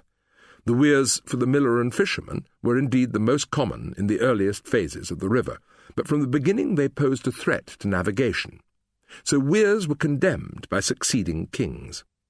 In the reign of Richard I, a charter was granted to the City of London in which it was stated that all weirs within the Thames be removed, wheresoever they may be. 18 years later, they were again prohibited in Magna Carta. In the 23rd clause of that document, sealed alongside the Thames, it was ordered that all weirs from henceforth shall be utterly put down by Thames and Medway and the whole of England, except by the sea coast. The frequency of these edicts suggests that they were never honoured. In the reign of Richard II, an order was issued demanding the removal of all weirs from the Thames, but once more the law was not obeyed. In 1405, the Lord Mayor of London, Sir John Woodcock, ordered the destruction of every weir below Staines, but they soon reappeared. Their ubiquity is a token of the extent to which the livelihood of the people depended upon the damming of the waters. The millers of the river maintained another immense and vital aspect of its business. Between Oxford and Staines there were 28 mills, 15 of them being named in the Domesday Book, and the rest of almost equal antiquity. There is one more example of the conserving power of the river. The watermill itself is an ancient device. The first record of its use can be dated to 85 BC in a poem by Antipater of Thessalonica. The earliest watermill appeared in England at some point in the 5th century, as far as anyone can guess, and for almost 1,500 years the merry miller served the local community. He was not universally popular, however, in his efforts to divert or dam the water of the Thames for his own purposes. The threat to navigation was often serious, and it was not unknown for millers to demand payment before they released the flood. The Domesday Book itself records a mill in practically every village along the Thames upriver from Windsor. There were important mills at Marlow and at Hambledon, at Maple Durham and at Hurley, at Temple and at Marsh. There were flour mills at Deptford and at Lambeth. There were also the great enterprises of Hovis at Battersea, Spillers in the Royal Docks, and MacDougall's on the Isle of Dogs. The craft of towing may be as old as the peoples of the river themselves. It was the custom for gangs of men to wait at the wharves and jetties for the opportunity of towing a barge or other vessel along their particular stretch or reach of the river. One gang would haul on the line until the towpath ended on their bank, and at that point they would pass the burden to another gang on the opposite bank. The towpath was known to them as the barge walk. Some of these gangs comprised as many as 80 men. They went barefoot and were accustomed to sink up to their waists in the icy water of the river, bearing on their shoulders a cable that might weigh up to a ton. The cables or lines themselves could reach a length of 400 or 500 yards, 365 or 455 metres, a quarter of a mile to be hauled and handled. It was hard and uncomfortable work, and the towers themselves, known as hauliers or haulers, or sometimes scuffle hunters, had an unenviable reputation. It was not until the latter part of the 18th century that the men began to be replaced by teams of horses or occasionally of donkeys. The trade of the world. In A Tour Through the Whole Island of Great Britain, 1724, Daniel Defoe calculated that there were some 2,000 vessels on the Thames during any one day. but his principal interest lay in the amount of revenue or income that the river could generate. For him, the silver Thames was silver indeed, liquid coin running through the heart of London. It has always been a river of trade. By the 12th century, it was already an ancient port. There are some extant verses of that century written by William Fitzstephen in the preface to his biography of Thomas à Becket, Vita Sancti Thomae Cantuariensis Archiepiscopus et Martyris, describing the wealth of the commodities that the merchants brought by sea. Arabia's gold, Sabaea's spice and incense, Scythia's keen weapons, and the oil of palms, from Babylon's rich soil, Nile's precious gems, Norway's warm peltries, Russia's costly sables, Sierra's rich vestures, and the wines of Gaul hither are sent. Already there were wharves for wheat and rye and wine, flax and hemp and linen cloth. In the 13th century there was a wharf close to the Tower of London known as the Galley Quay, since it was the place where the Venetian galleys were moored during their annual visit to London from the Serenissima.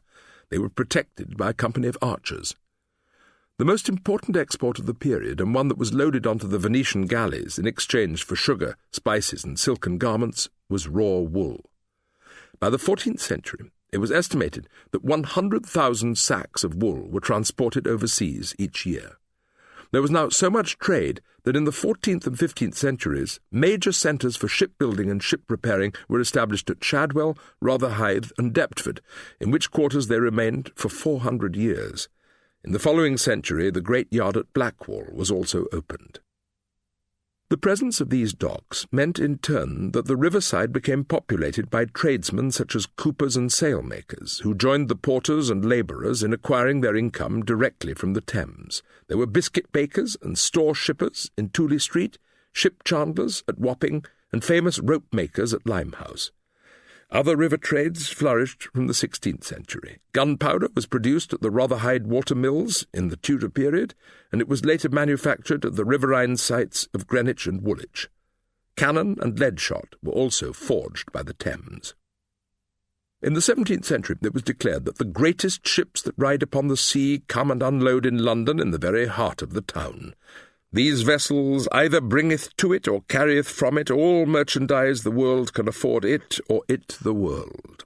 Trade was always brisk. In 1606, James I granted the City of London the right to tax all the coals, grains, salt, apples, pears, plums, and other goods coming by the river.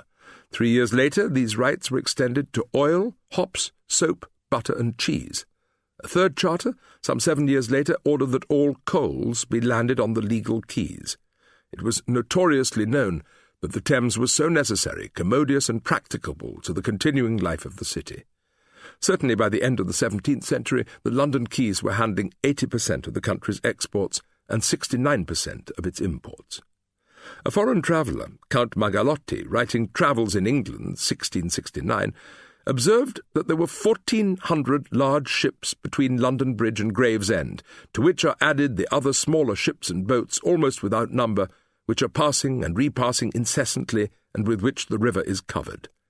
He had been told that more than 600,000 persons sleep upon the water, which would have made it the largest riverine population in Europe. Yet not all goods began and ended their life at London.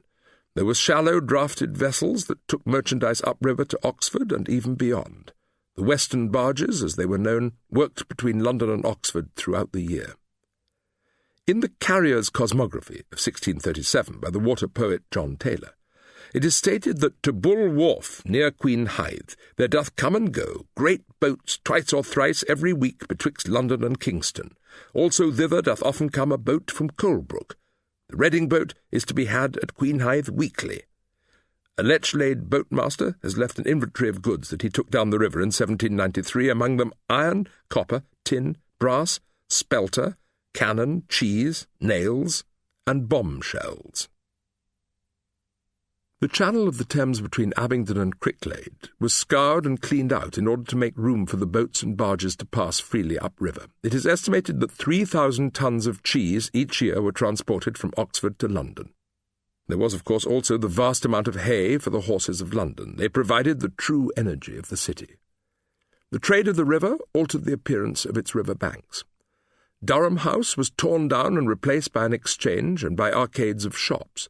Salisbury House was demolished to make way for houses. Arundel House suffered the same fate. Essex House, the possession of Robert Devereux, 2nd Earl of Essex, was purchased by the property speculator Nicholas Barban in 1674. It was largely demolished, and its stone used for the houses that Barban built upon the site. It was Barban who exploited the desire for standardized houses after the fire. As a direct result of his influence, the area between Strand and the river became a network of narrow streets and houses with the occasional cookshop or tavern in attendance. The waterfront itself was rebuilt in the service of profit and of commerce. Where once the gardens of the noblemen had sloped down to the river, there were constructed wharves and jetties for the use of brewers and wood merchants. It was the sign of transition in the river's life. If the 18th century was the era of expanded and heavily financed trade, it is by no means coincidental that it was also the age in which the first London newspapers emerged. The Daily Courant began publication in 1702, and from the beginning its purpose was to bring news of overseas trade and of events that might affect trade to the merchants of the city. Fleet Street itself was conveniently close to the river. Lloyd's List, founded in 1734, was primarily concerned with the movement of ships into London and elsewhere. The Daily Universal Register of 1785, now transmogrified as The Times, was, as its name suggests, primarily a digest of overseas news. The Rialto of Venice was no busier or better informed than the riverside of the Thames. In his tour, Defoe emphasized the vast quantities of timber, of malt, and of meal that were carried along the river into the city. The Thames was for him the lifeblood of the nation, and the wharves of London a kind of infinite, and the parts to be separated from one another in such a description are so many that it is hard to know where to begin. Further downriver he noted 3 wet docks, 22 dry docks, and more than 30 shipbuilding yards. The river was now so crowded with ships that it was possible to walk on their decks from one bank to the other. Defoe himself was part of the commercial river and owned a tile manufactory beside the Thames near Grays. The river created other forms of trade. Along its banks rose mills and manufactories, as well as the infamous stink industries that were sited away from the centres of population but were within easy reach of the flowing energy and disposal outlet of the Thames. There was a range of potteries in the areas of Lambeth and of Fulham.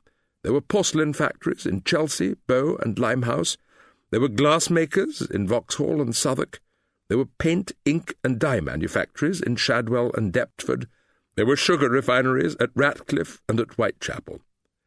Bermondsey was well known for its leather tanning and for its vinegar making, both of them ill-smelling trades that gave the locale a noxious reputation well into the early 20th century.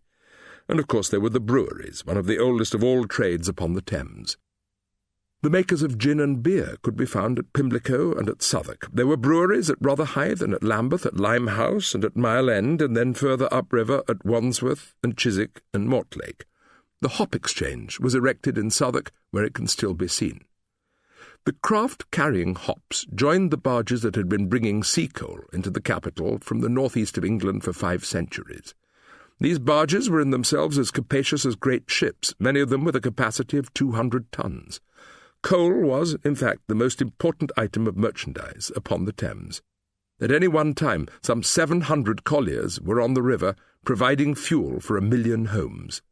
It was the tax upon coal imports that paid for the new churches built in London after the Great Fire. So in a real sense, the river trade was responsible for the design of the city. The River of Immensity. One of the wonders of the Thames world was the system of the docks. The first purpose-built dock for cargo in London, the Brunswick Dock, was opened in 1789. Beside it rose a great mast-house, some 120 feet in height, which for many years overlooked and dominated the area as a token of maritime trade and power. It was the maypole of the commercial deities that had now claimed the Thames as their own.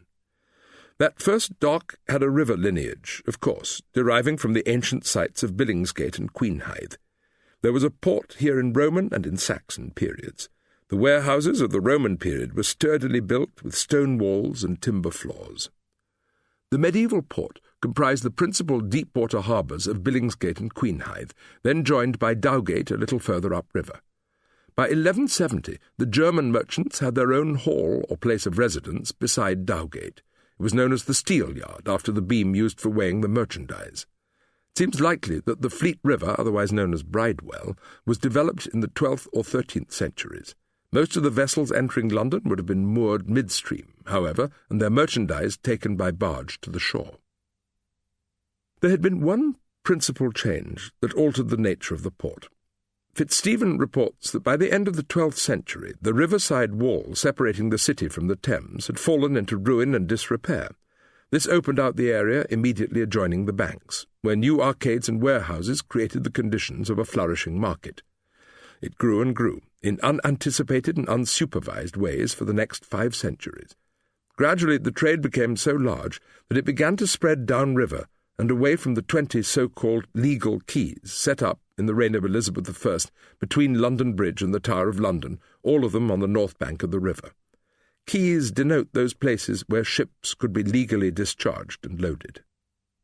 Wharves were designed to pass goods to and from barges only, but they were eventually used for merchant ships also. Ratcliffe and Poplar became new mooring sites for shipping, known as Suffrance Wharves, and the East India Company began to make use of Blackwall. The Suffrance Wharves, constructed at Bermondsey, were in fact on the site of medieval granaries, so there was a continuity. Another Elizabethan ordinance forbade the construction of private houses beside the banks of the Thames so that the river could be saved for commerce.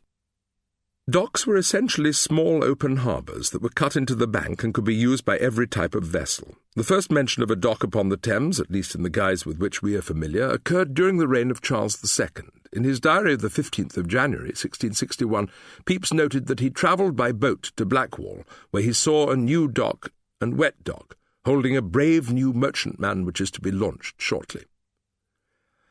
5 years after Pepys made his entry, the Great Fire might have put at risk all the achievement and enterprise of the city's port. That fire, in fact, began within the precincts of the port at Pudding Lane.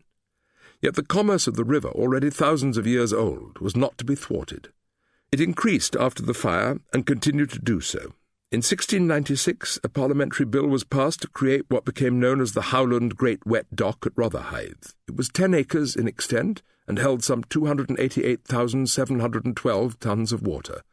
It could hold without discomfort 120 of the largest merchant ships then sailing, and it helped to consolidate the possibilities of the area downriver from the port. It was eventually renamed the Commercial Dock. Then at the very beginning of the 19th century, the West India Dock Company Act was passed and the whole landscape of the Thames at London was changed. The problem was in part one of congestion.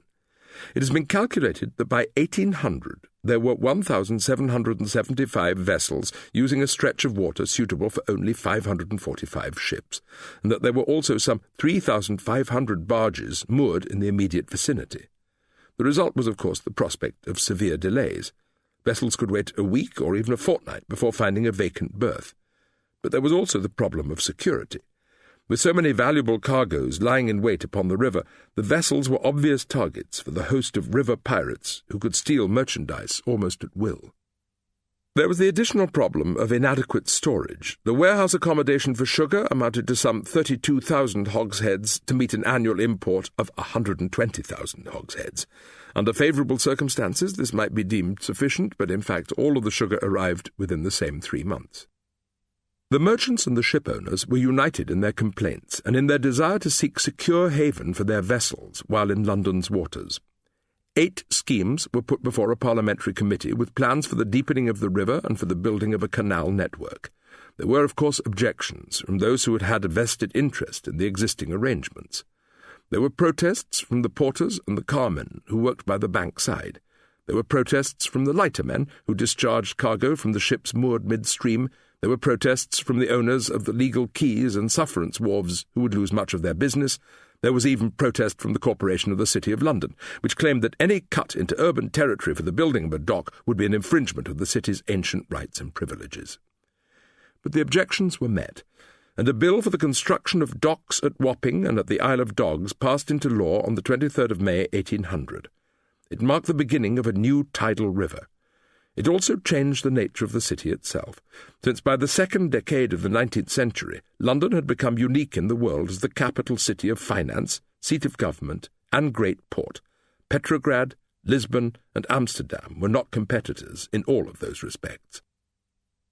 As a direct result of the new enterprise, the reaches of the Thames between Westminster Bridge and Greenwich became known as London River. There was an area of the river known also as London Pool, the upper pool stretching from London Bridge to Tower Bridge, and the lower pool from Tower Bridge to Bermondsey. The West India Dock on the northern end of the Isle of Dogs was soon joined by the London Dock at Wapping, the East India Dock at Blackwall, and the Surrey Dock at Rotherhithe, thus forming the largest assembly of wet docks in the world.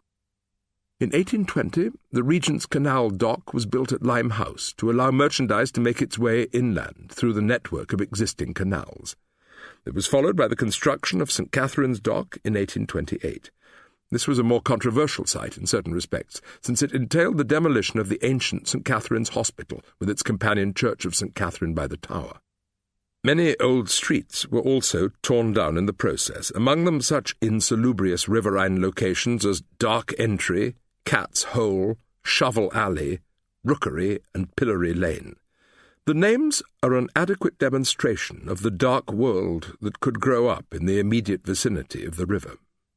The effects of the new docks were immediate and profound. The ships were discharged within 3 to 4 days, as opposed to a month under the previous dispensation. Security became of paramount concern, and the hatches of all ships were nailed or tied down at Gravesend before sailing upriver. No carts or porters were allowed to enter the new quays, thus preventing casual or systematic pilfering. Even the loose sugar found in the holds was collected and sold for the benefit of the merchant. The walls around the new docks were fixed at a height of 20 feet.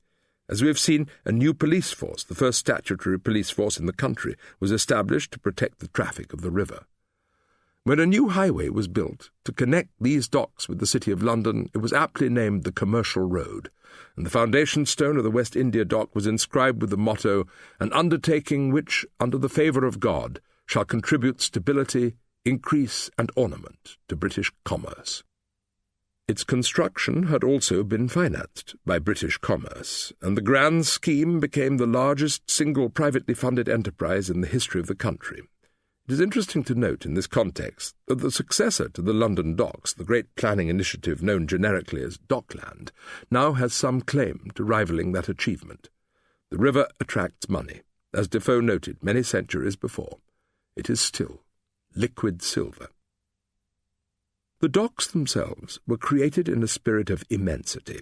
The first brick warehouses to appear on the banks of the Thames were as large as palaces, as well defended as castles. Their principal architect, Daniel Asher Alexander, is perhaps best known for his design of England's prisons, such as Maidstone and Dartmoor, but the docks themselves were a place of maximum security. Yet the river is also a place of vision. The tobacco warehouse at Wapping was celebrated for covering more ground under one roof than any public building or undertaking except the pyramids of Egypt. The walls of the London docks were longer and higher than the walls that had once been placed around London. Artificial lakes were built, comprising some 300 acres of water. The marshlands of the Isle of Dogs were drained. The plethora of engravings and etchings, lithographs and watercolours tells its own story of pride and achievement over 2 centuries.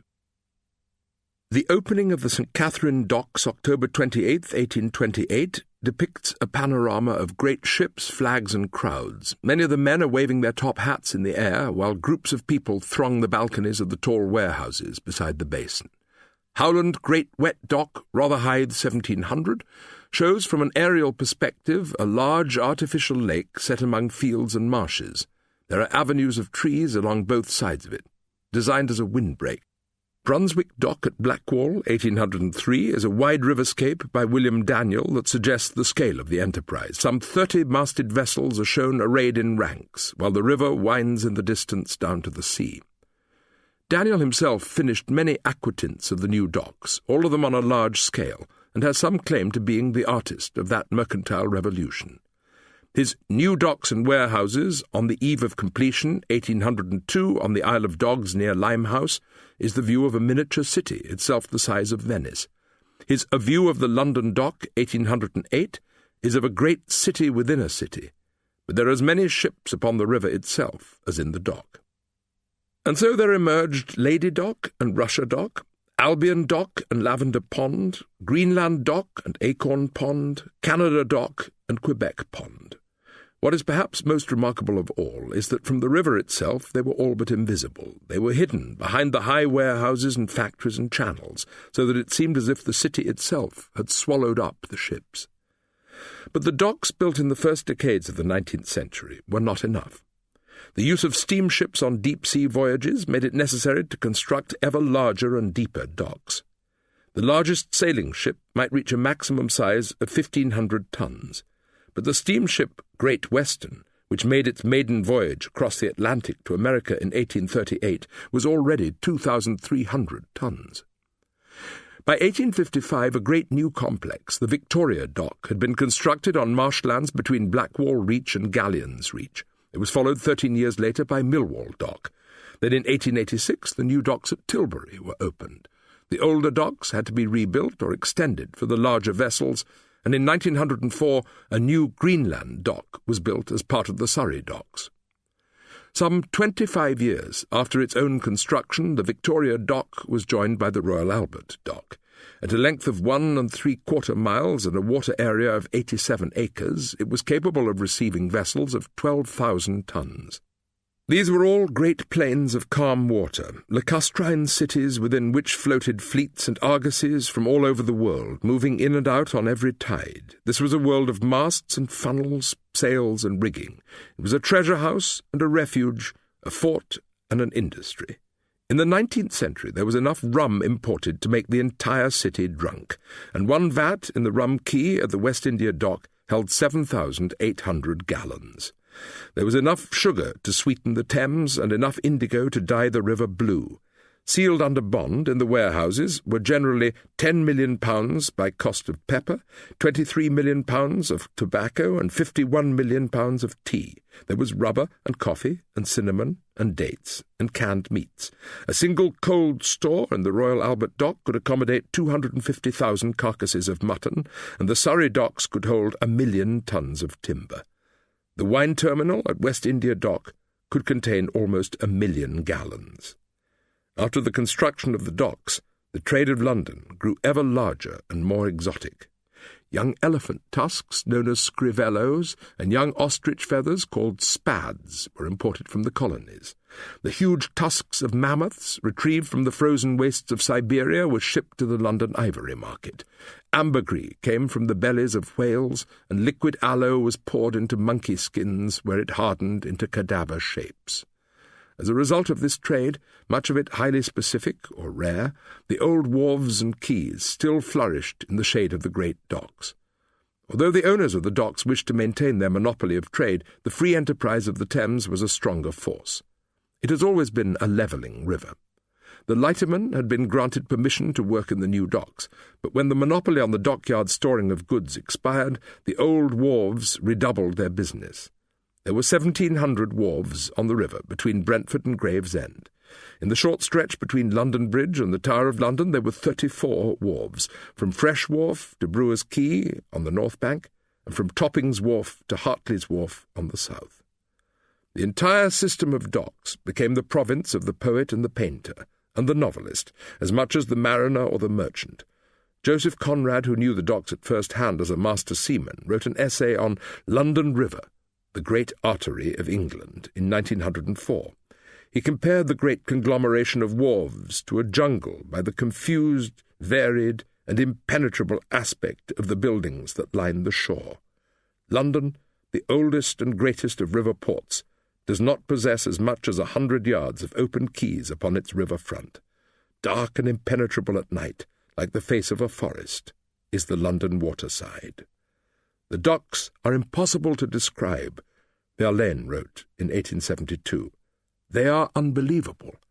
Tyre and Carthage all rolled into one. At the end of the 19th century, too, the first high-voltage power station in the world was built on the banks of the river at Deptford. This was followed by the power stations of Battersea, Fulham and Bankside. There were other tokens of the future world. In 1880, the first consignment of American oil came ashore at Thames Haven. It was discharged from a sailing ship, but the arrival was the harbinger of all the great oil refineries that would emerge by the side of the estuarial Thames. At the beginning of the 20th century it seemed that the commerce of the river would endure forever, as long as there were oceans and tides. In 1909, the Port of London Authority was created to supervise this continuing project, and in its first programme of works it envisaged new docks and basins at the West India Dock, Millwall Dock and Albert Dock. A scheme of wholesale extension and improvement was agreed, and by 1913 the port was handling 20 million tons of cargo each year. In 1921, the King George V dock was opened in Silvertown, further enlarging a complex of docks that had spread over 234 acres of interconnected water. The Royal Albert Dock itself had a basin 1 mile in length, so that it could have been some inland sea. The docks at Tilbury encompassed 106 acres of enclosed water and 4 miles of quay frontage. By 1930, the port and docks of London afforded employment to 100,000 people, most of whom lived in the immediate vicinity of the Thames, and handled 35 million tons of cargo within its riverine empire of 700 acres. At the beginning of the 20th century, the industries of the river were in fact increasing at what seemed at the time to be an alarming rate.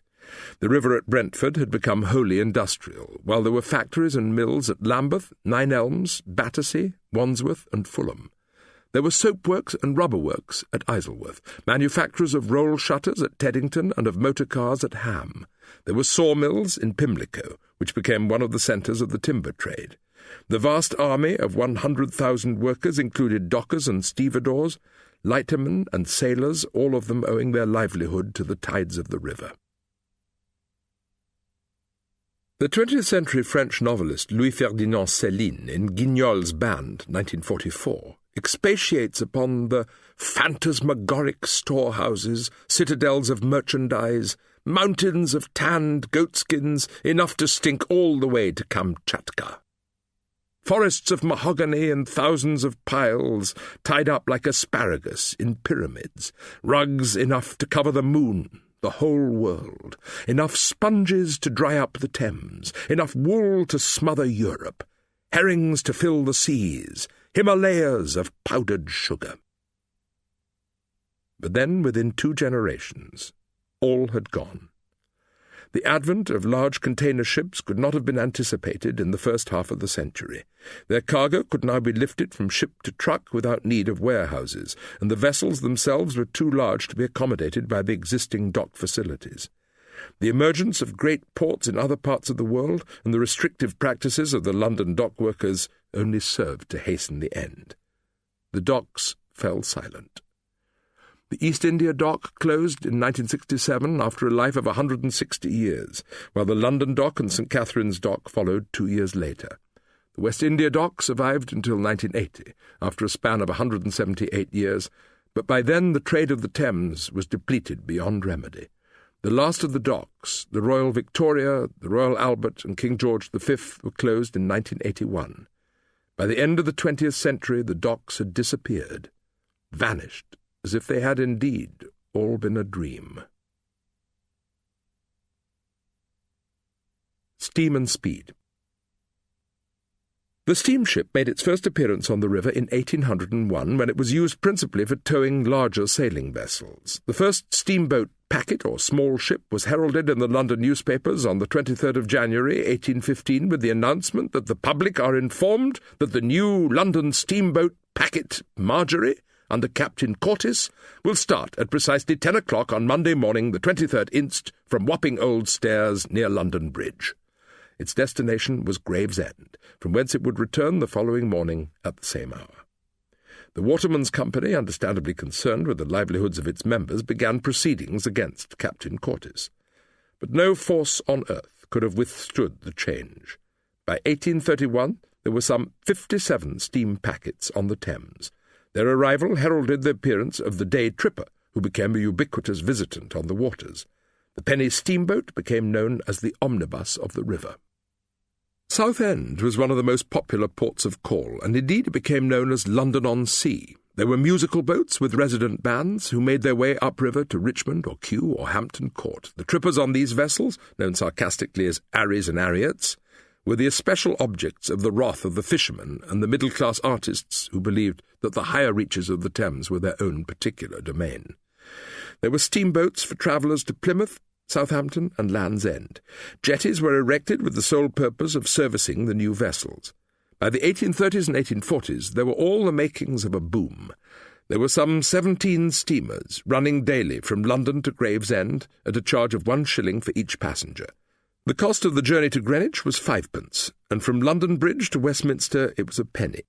In 1846 there set sail the halfpenny steamers from Hungerford Pier by Charing Cross to the city. But the new style of passenger could also go further. There was a boat to Dover and a boat to Boulogne. There was a Rhine boat and an Ostend boat. The traffic was very large. One steamboat company estimated that it carried some 250,000 passengers on the Thames each year. There were also boiler explosions, fires, and accidents, but the progress of the steamship was unassailable. Steam was the future. But another form of steam power had arrived which threw all the plans for boat traffic into disorder. In 1834, an ambitious project known as the Great Western Railway scheme was initiated to lay tracks for the new trains between London and Reading and Bristol. The Thames Commissioners, fearful for the future of river traffic, declared that all those who reside on the banks of this river, whether attracted there by its beauty, its salubrity, or its utility, would lend their aid to prevent the sanction of Parliament being given to so useless a scheme as that of the Great Western Railway. Yet all the forces of the 19th century, in its preoccupation with energy and with speed, in its demands for progress and innovation, in its sense of excitement and its appetite for reform, were moving ahead. The railway line was completed between London and Reading in 1840, and there was a branch line between London and Oxford 4 years later. Lines to Windsor and Henley-on-Thames followed. The Iron Horse, as the train was known, had entered the Vale of the White Horse. It was mounted by Isambard Kingdom Brunel, who first jotted down the idea of the railway in 1833. Then he organised his plan of campaign, beginning with a complete investigation of the Thames Valley itself. At the age of 27, he set out to understand the terrain thoroughly, and wrote in his diary for September 1833, "Started at 6 a.m., examined the ground in the neighbourhood of Wantage, breakfasted at Streatley, returned to Reading." He marked out in his mind every stretch of the track that he would eventually build, labouring 20 hours a day to bring his vision to perfection. His attention to the scheme was immense, almost overwhelming. He testified to parliamentary committees and helped to draft the suitable legislation. He even acted as a fundraiser. He planned the nature and development of the railway in the most minute detail, with attention to tunnels and cuttings, stations and viaducts, sheds and bridges. The Great Western Railway was accompanied by similar projects that impinged directly upon the river. The London and Greenwich Railway opened in 1838. A year later, the London and Southampton Railway began its operations, followed in 1841 by the London and Blackwall Railway Company, which laid tracks along the north bank of the river, from the Minories to Fenchurch Street. In 1848, the first railway crossing was made by the bridge at Richmond, and a second bridge was built at Barnes in the following year. The first city crossing was at Pimlico, opening for railway traffic in 1860. The advance had been immense, with enormous consequences for the commerce and the passenger traffic of the Thames. The Thames Valley itself was changed beyond recognition. The increase of population in riverside towns such as Reading and Abingdon was extensive. Instead of being river towns, they had become railway towns. But there was another change, amounting to a social revolution, best exemplified in Turner's Rain, Steam and Speed, the Great Western Railway. The painting is, of course, a vision of power, with a steam locomotive rushing over the Thames at Maidenhead Bridge. The bridge itself, constructed by Brunel, was a miracle of engineering. It was the largest span of brick building in Europe. It was believed by many that it could not be finished. It was thrown across the river in 2 spans, the central arches meeting on an 8 in the middle of the Thames. The original contractor, distraught at the problems of the enterprise, had asked to be relieved of his responsibilities. It was feared that once the wooden scaffolding had been removed, the arches would collapse. Brunel stayed true to his original vision. Those small red bricks have, in the last 170 years, been subject to a pressure that must approach the extreme limit of sustainability. Yet they have survived. End of Disc 2. Disc 3. Turner's painting, Rain, Steam and Speed, the Great Western Railway, is in part a hymn to speed, with Brunel's bridge at the centre of a great exfoliation of energy. There is a brilliancy about the painting, an effulgence of colour and of light that suggests Turner's deep excitement at the prospect of this relatively new force. Turner the artist is in essence saluting Brunel the visionary. But there is also an attendant loss. On one side of the canvas, beyond the explosion of colour and light, there are people boating in the river, while a ploughman labours in a field. These were the tokens of the immemorial existence, of the ancient life fostered by the river that the railway seemed about to end. In Turner's painting, a hare flees from the path of the rushing locomotive, an image of the retreat of the natural world from the arts of mechanism. But there was one other example of 19th century enterprise and innovation that entailed arguably more important consequences for the Thames. The principal figure behind the improvements, as they became known, was the civil engineer Joseph Basil Jett, whose singular and ambitious vision in the 1860s was to embank and control the river. There had, of course, been other attempts in the past to control its course and to protect the shores from the tides or flooding. It is believed that the walls around Gravesend were built by the Saxons, for example, and that Romney Marsh was created by them. In the 12th century, there were embankments around Woolwich. In the 13th century, Plumstead was fortified against the water, with other sea walls being erected at Rainham Marsh, West Ham, and Limehouse. In the 14th century, there were new-built banks at Blackwall, as well as fortifications at Stratford and Dagenham. In the 16th century, Wapping was reclaimed from a watery waste, even though sea walls had been previously built there in 1324. In the 16th century, too, chalk from the cliffs at Purfleet was used to provide defensive walls at West Thurrock. Canvey Island was enclosed in the 17th century by workers from Holland. Canalised and directed by the works of man, the river had become deeper and swifter, at the same time as its domain was being diminished. In the 17th century, the demand for riverside sites for houses meant that parts of the foreshore were reclaimed. In 1757, the shore in front of Temple Gardens was embanked, and in 1772, the Royal Adelphi Terrace became the first public riverside terrace. The high promenade of Somerset House was created 4 years later. Yet the 19th century was the true century of change, through the energetic agency of Basil Jett. An Act of Parliament was passed in 1863 to expedite his progress on new embanking for the Thames. He would create a vast and intricate sewage network that would carry filth out of London, while above the sewers he would be able to create great stone promenades that would form a new Thames landscape. Work was first begun on the Victoria Embankment, between Westminster and the Temple, during the course of which some 40 acres of foreshore were reclaimed. Basil Jett was only assisting a more general process. In the course of the river's history, from the time of the Celtic peoples to the present century, the width of the river at Westminster has decreased from 750 yards to 250 yards. The Victoria Embankment was soon accompanied by the construction of the Albert and the Chelsea embankments. It was one of the largest civil engineering projects of the 19th century, including, as it did, the building of an underground railway system. A memorial to Basil Jett stands on the Victoria Embankment itself, with the legend, Flumini vincula posuit, he placed chains upon the river. If it seems hubristic, no deity has so far punished it. On the newly embanked land, too, gardens were planted, so the prospect of the banks was immensely improved. Basil Jett's enterprise was at the time considered to be one of the new wonders of the world, a welcome improvement upon the unsightly mud banks, ruined buildings, and dilapidated wharves that crowded around the riverside, complete with their unsavoury native population, who were generally excoriated as river-dwellers. At the beginning of the 20th century, of course, it seemed that the great riverine developments of the previous century were coming to fruition. The docks had never been more fully employed, and the position of London at the heart of a world empire meant that the Thames was in itself the river of empire, the great market to which the merchants of the world paid their obeisance. And so it seemed for many decades. Just before the beginning of the Second World War, the annual tonnage entering the port of London was some 50 million, well above that of any other port. But even then there were more disquieting signs. In J.H.O. Bunge's report on the state of the river, Tideless Thames in Future London, 1944, There were descriptions of the dilapidated appearance of the Thames shores and of the derelict shabbiness of the area from Westminster Bridge to Greenwich.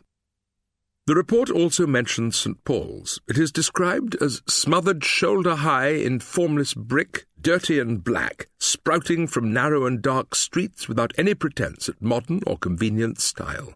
It is also obscured by dismal and inadequate miserly house fronts.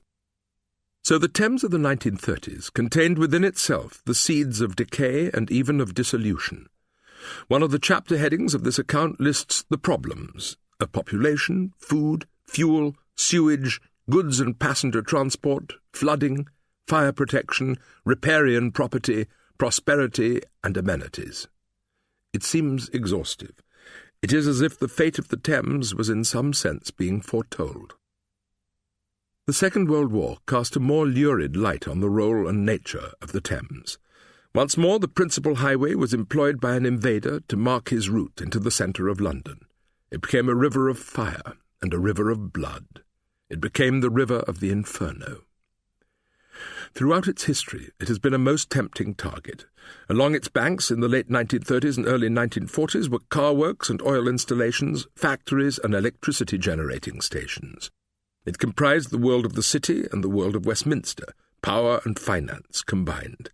From the beginning of the war there was a strict blackout on the Thames and its shores, but magnetic mines were still dropped by German bombers in its waters. On the 7th of September 1940, firebombs were launched against the network of the port itself. All the docks and warehouses except that of Tilbury were consumed in flame. Ships and barges were on fire, drifting dangerously in the tides against jetties and quays. The resources of London's firefighters were not enough to quench the inferno, and the fire burned so brightly that it could be distinctly seen from 12 miles distance. The line of fire had another effect. It acted as a beacon for further waves of bombers that arrived on the succeeding night. At 8:30 p.m. on the 8th of September, the raiders came in formation over the burning river. It no longer seemed to be the Thames, but rather a flow of molten lava from some unknown source of fire. The German bombers targeted any docks or warehouses that had not been destroyed by the previous night's attack, and the fire and smoke once more encroached upon the river. The water was covered with a thin film of burning oil, and billows of acrid smoke belched out from every part of the shore. The rum was alight upon the water. The warehouses of wool had become furnaces, and the paraffin wax blazed up. The pool was a lake of light, and areas like Lambeth and Rotherhithe were bathed in a light that was like the light of day. On that same night, and on subsequent nights, the raiders attacked the dockside communities and towns. The East End was largely demolished, the houses fallen in a fog of smoke and of dust. The attacks on the Thames and its inhabitants went on without a pause for 57 nights. On the 8th of December, for example, the headquarters of the Port of London Authority was directly hit. The oil tankers at Purfleet were all blazing, and the landing stage at Tilbury was burning out of control. A train was hit while travelling across Charing Cross Bridge, and many ships were sunk at their moorings in the river. It was estimated at the end of hostilities that approximately 15,000 high-explosive bombs, 350 parachute mines, 550 flying bombs and 240 rockets had fallen upon the Thames and Dockland in the course of 1,400 raids. It may have been surmised that to destroy the Thames was essentially to destroy England, but the river and the country somehow survived. By the late 1940s and 1950s, however, the river was slowly closing down for more mundane reasons. It was not being used by its citizens. The holiday-makers of the 19th century had gone, together with the steam packet trippers and the commuters. It had become a silent river, and was described as a broad, white, empty highway. The reasons for this lack of interest and of attention were various. There were problems of access, with a number of now dilapidated wharves and stairs. There was the problem of neglect and consequent drabness, and there was, of course, the appalling problem of sewage. The South Bank had become a term of despair and reproach. The point was that no one really considered the river at all. Very few Londoners knew anything about the vast port within the midst of the city, and fewer still had any inkling of the nature or extent of the docks. The Thames had become unknown territory. The city had turned its back upon it. The collapse of the docks has already been chronicled in an earlier chapter, but it coincided with the departure of heavy industry from the region of the Thames. There had been works and mills at Lambeth and Nine Elms, Battersea and Wandsworth. There had been factories at Fulham, soap works at Isleworth, and linoleum makers at Staines. There had been tanneries at Bermondsey, together with the makers of jam, biscuits, and chocolates. But that industrial and manufacturing world began to disappear. Vauxhall cars were indeed originally made at Vauxhall, and the aircraft manufacturers Shorts began their business at Battersea. Ferranti and Siemens were both once based at Greenwich, which has some claim to being the home of electrical engineering. But the companies left. The metalworkers, Morgan Crucible, moved out of Battersea in the 1970s. The cable works, the paper works, and the engineering works were gradually vacated to more appealing and accessible sites, leaving just a few traces behind. There is still industrial work upon the Thames, especially in the area between London and the estuary, but it is upon a reduced scale. The connection of water and power, however, remains undiminished. The power stations of Fulham and Lots Road are still in operation. The 6 great cooling towers of Didcot Power Station are well known to railway travellers. They take their water from the Thames and then return it to the river. The power station at Battersea, with its 4 great chimneys, has become one of the most grandiose spectacles beside the river. It began to supply electrical power in the summer of 1933, and it was celebrated as a flaming altar of the modern temple of power before being put out of commission in 1983. It is now about to become a vast complex of hotels, shops, cinemas, and apartments. The Thames was once used to cool the atomic reactors at Harwell Atomic Energy Research Establishment. Its water was taken from the river at Sutton Courtenay and returned at Culham. At Culham, too, there is located the Joint European Torus, or JET, designed to test magnetic confinement fusion as an alternative source of energy. The experimental reactors here are known as tokamaks, and the project is described by its founders as the world's largest nuclear fusion research facility. This small neighbourhood of the Thames, marked by Sutton Courtenay, Culham and Didcot, is thus a centre of power. The ancient mills and weirs of the river have been succeeded by more grandiose and efficient agents of energy. But there is a continuity. But the river has become a much quieter place. There were in the 1880s 6,000 steamers and 5,000 sailing vessels using the river. Now the loudest sound is that of the gulls. In the 19th century the brawling loudness of the river was compared to its tranquil past. That tranquillity on large stretches of the river has returned. There have instead been new forms of regeneration. Between July 1981 and March 1998, an organisation known as the London Docklands Development Corporation was dedicated to reclaim and reform the 8.5 square miles of riverine space previously covered by the London docks. The area included Southwark, Tower Hamlets and Newham. Where there had once been a wasteland of scrub and weed, guarded by the crumbling walls of the old docks or by fences of barbed wire, there arose new buildings and new homes. The area of the docks had once been physically removed from the rest of London and had remained to most citizens an unknown territory. One of the first tasks of the new planners was to connect the river and the rest of the city with new forms of public transport. New roads and new underground lines were put into service. Public transport was encouraged and cross-river services were introduced. The Isle of Dogs was reclassified as an enterprise zone to attract investors and new business. It was as if the river itself were being charged once again with the life and energy of the city.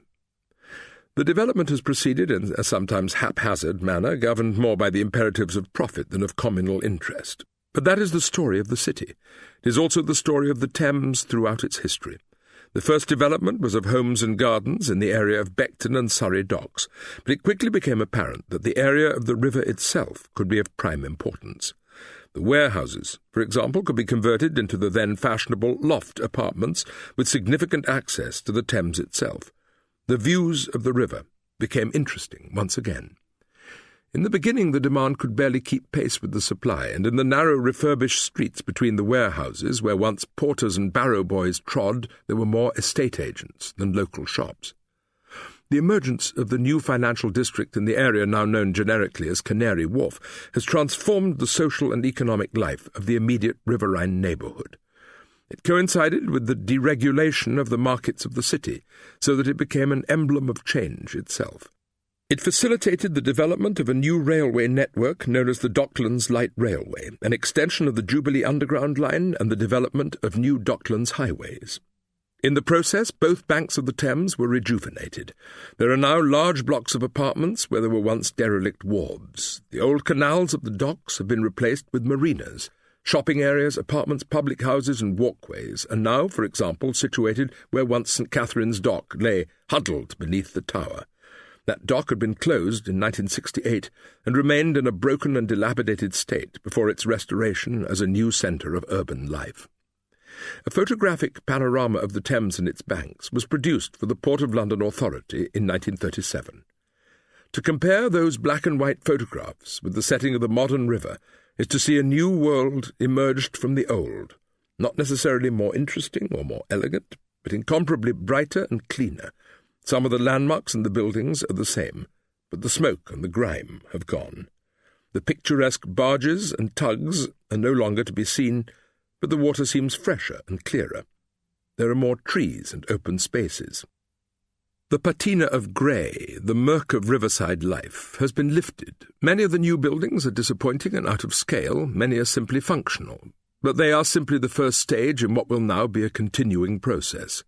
The spirit of the river has never departed. It has simply taken on a different manifestation. There are other schemes. The Thames Gateway development has been asked to secure the future refurbishment of the north bank of the river as far as the Thames barrier itself. The East Thames Corridor will continue the city along the estuary as far as Tilbury in Essex and the Isle of Sheppey in Kent. The planning agencies have already been concerned with Dartford and Gravesend, with the Medway towns and with Thames Mead as possible sites for growth.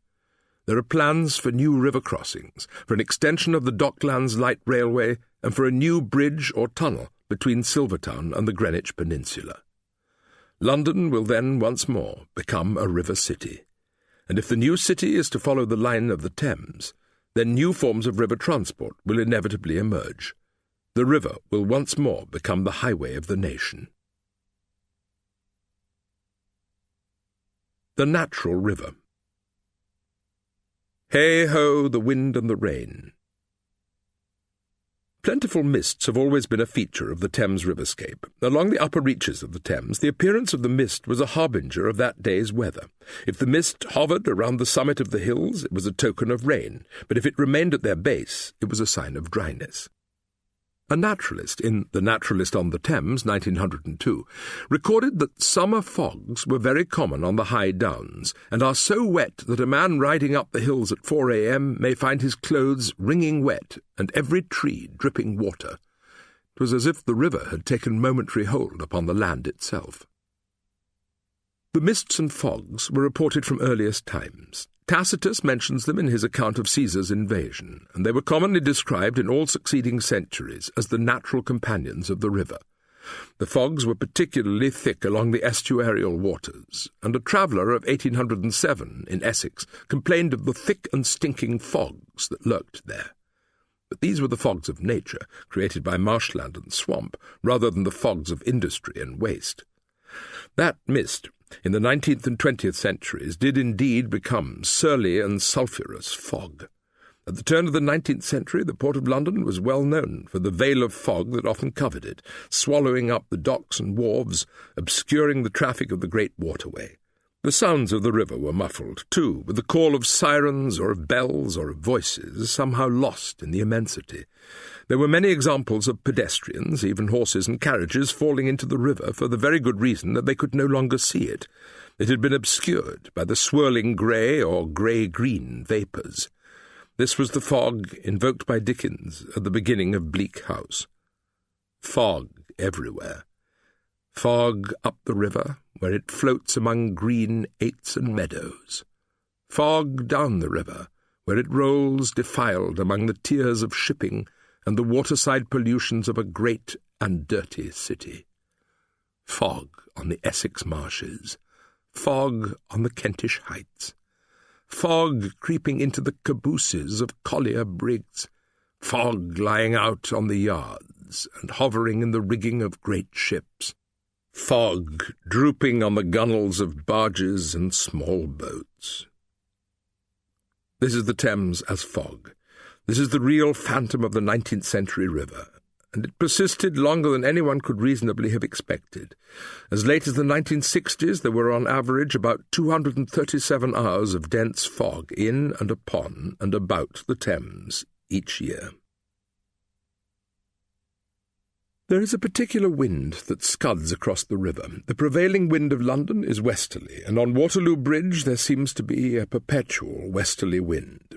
In November 1703, a storm of winds continued for several days and wreaked havoc upon the river. The ships were blown from the water and lay upon one another in heaps between Shadwell and Limehouse. Every other vessel was thrown upon the shore. 500 wherries were lost, some sunk and some dashed to pieces against each other. 60 barges were destroyed and another 60 were sunk. It was impossible to estimate the loss of life upon the river, but some 18,000 men perished while on board ship. It has been estimated that the amount of energy released by a summer thunderstorm is equal to that of a 110 kiloton nuclear bomb, and its effect is magnified when it is set loose upon the river. And with the wind there comes the rain. There is something particularly soothing about water falling within water. To look at rain falling into the river is like watching flames within a general fire. It is the delectation of observing an elemental force mingling with itself. The rain is vital for the replenishment of the river. The average annual rainfall of the Thames Valley varies from 29 inches in the lower Thames to 25 inches in the upper Thames, making it one of the driest regions of the United Kingdom. But such is the power of the natural world that this relative paucity of rain creates a vast average of some 4,350 million gallons of water each day. Half of this supply is exhausted by evaporation or by the absorption of vegetable life. The rest becomes what is known as residual rainfall, or the natural flow that passes into the river itself. The rain is one of the phenomena that contribute to the sudden emergence of floods, and floods are a permanent condition of the river. The first recorded flood along the Thames occurred in AD 9. Then in AD 38, another great flood is believed to have killed some 10,000 people. Another deluge is reported in AD 50. Archaeologists have reported a decline of activity in London and in the London region in the 360s. The evidence suggests that this decade of decay was the result of massive floodings. It is a story of continual encroachment by the non-tidal as well as the tidal Thames. In 1332, Taplow was all but destroyed. In 1768, the water at Reading rose 2.5 feet in half an hour. In 1774, the bridge at Henley was washed away. In 1821, the roads beside the Thames became impassable, and in 1841 the High Street of Eton was under water. There were great floods in 1852 and in 1874, on both occasions occurring on the 17th of November. The heaviest flood on the non-tidal stretch of the river was in 1894, when 1/3 of the annual rainfall fell in less than a month. The river cannot contain so much water, as we have observed, and so it spills out in all directions, creating havoc and confusion wherever the water goes.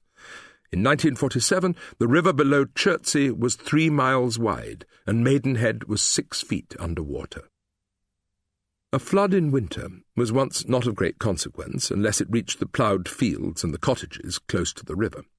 In the flat and marshy districts of the upper Thames, it was not unknown in the winter months for the inhabitants to be practically imprisoned for months at a time. Now the proliferation of new homes in low-lying areas and the pleasant prospect of owning a property near the river have put thousands of households at risk. In farming areas, too, a flood in summer can create great damage among the crops of the low-lying lands. There is a strange assumption that the Thames barrier will somehow now prevent the depredations of the river. Leaving aside the obvious point that it will have no impact upon the river below the barrier itself, the installation will have no effect upon the non-tidal stretches of the river that will be as liable to flood as at any other time in their history. At the beginning of 2003, for example, 550 houses were flooded. The level of water at Maple Durham Lock was only 12 inches lower than that at the time of the disastrous floods of 1947. Let us assume that the average daily flow of water over Teddington Weir is approximately 4,500 million gallons. On one or two occasions each year it reaches 5,500 million gallons, which is considered to be bank full, or within the margin of flooding. At the time of the floods of 1947, the daily flow of water surging over Teddington Weir reached 13,572 million gallons. In 1968, it reached 11,404 million gallons, and in 1988, 7,650 million gallons. These large volumes of water represent the power and the destructive potential of the Thames. The worst floods are reserved, however, for the tidal river, where unnatural weather conditions and tidal surges can coalesce to form mighty walls of water. In 1090, London Bridge was destroyed by the Thames in tumult, and then 9 years later the Anglo-Saxon Chronicle recorded that on the festival of St. Martin, the sea flood sprung up to such a height and did so much harm as no man remembered that it ever did before. The flood of 1099 had one other unexpected consequence. The estate belonging to Earl Goodwin was quite submerged by the overflowing of the Thames, to the extent that it could never afterwards be drained. It became a sandbank, and from that time forward became known as the Goodwin Sands, that are still an object of fear to fishermen and mariners. In 1236 the flood waters rose to such a level that Woolwich was all on a sea, according to Stowe, and wherries were rowed in the middle of Westminster Hall. The 13th century monastic chronicler Matthew Paris recorded that this flood deprived all ports of ship, tearing away their anchors, drowned a multitude of men, destroyed flocks of sheep and herds of cattle, plucked out trees by the roots, overturned dwellings, dispersed beaches. By curious chance, this flood occurred on the 2nd of November, or the feast day of St. Martin, as it had done 137 years previously. In 1242, the river overflowed its banks at Lambeth, and the inundation spread for 6 miles around. In 1251, the tides rolling up the Thames were 6 feet higher than usual. In 1294, extra defences were ordered, and the banks were raised by 4 feet in respect of the raging of the sea.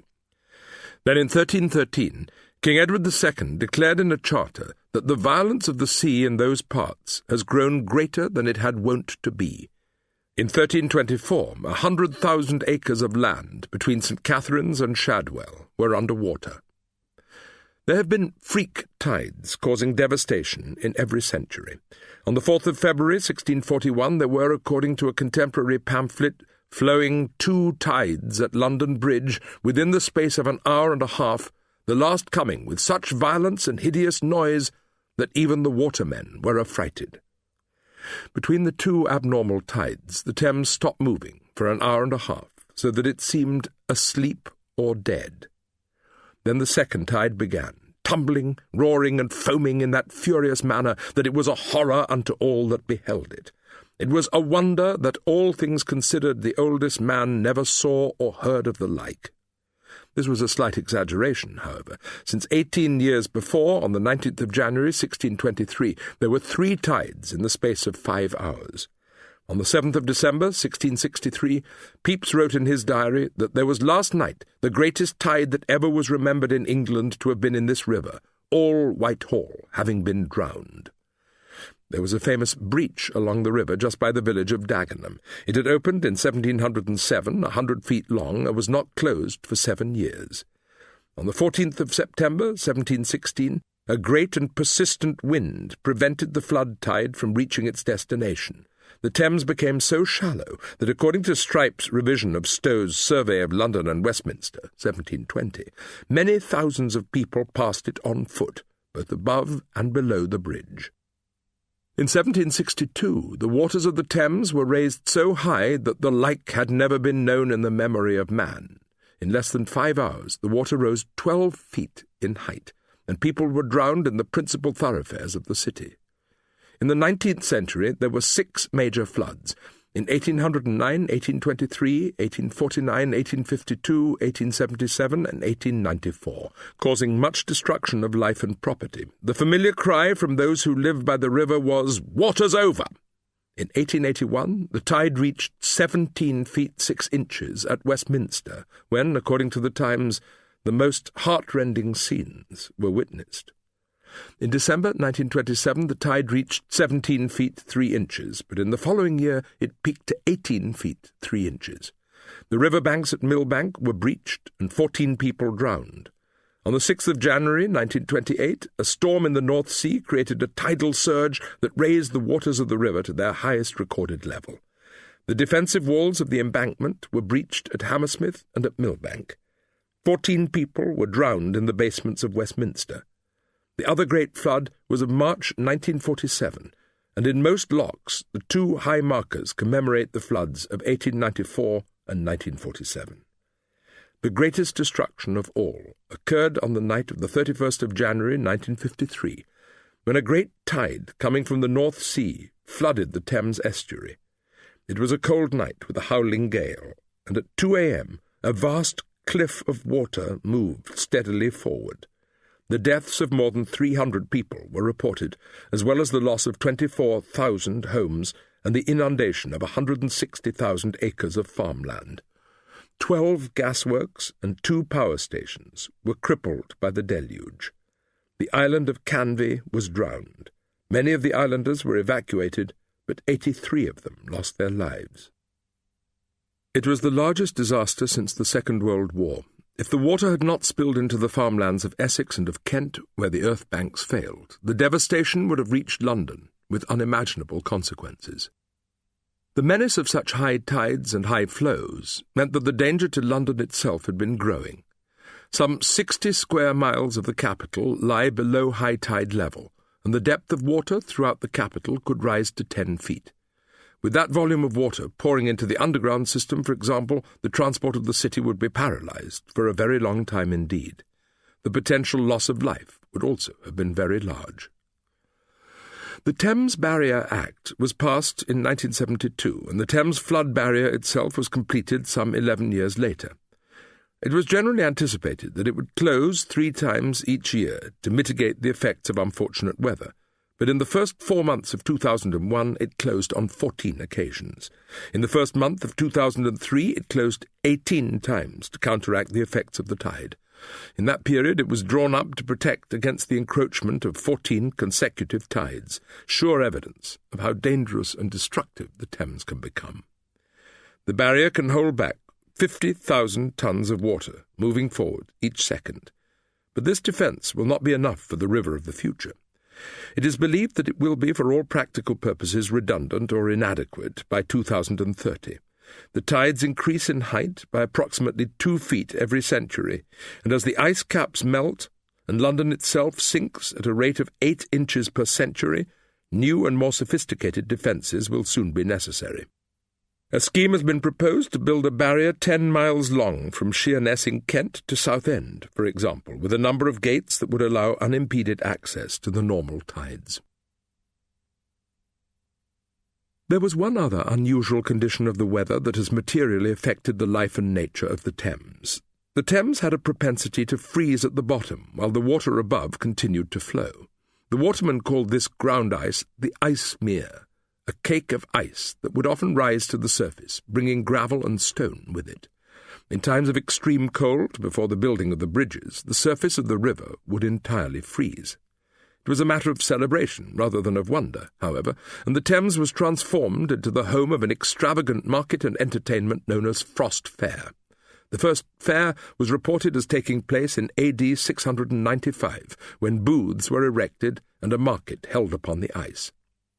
Between the 7th and 17th centuries it froze on 11 separate occasions, the worst being the winter of 1434-5, when it was immobile from the 24th of November to the 10th of February, and when pedestrians could walk from London Bridge to within a mile of Gravesend. Holinshead recorded that in 1565 some played at football there as boldly as if it had been on the dry land. Divers of the court shot daily at pricks set up on the Thames. Then, in 1683, an anonymous pamphleteer spoke of the unheard-of rendezvous kept upon the frozen river, with rows of tents and booths and shops, with sledges and caravans and coaches and wagons sliding over the ice, with bull-baiting and bear-baiting being instigated in makeshift arenas, with coffee and ale and brandy and wine for sale together with baked, boiled and roasted meats.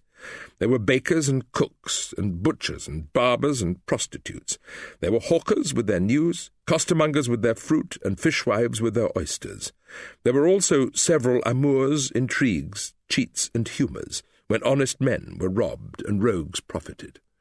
Hackney coaches continued a handsome trade, and a coach and 6 horses were driven on the White Path from Whitehall to London Bridge. There was even a fox hunt.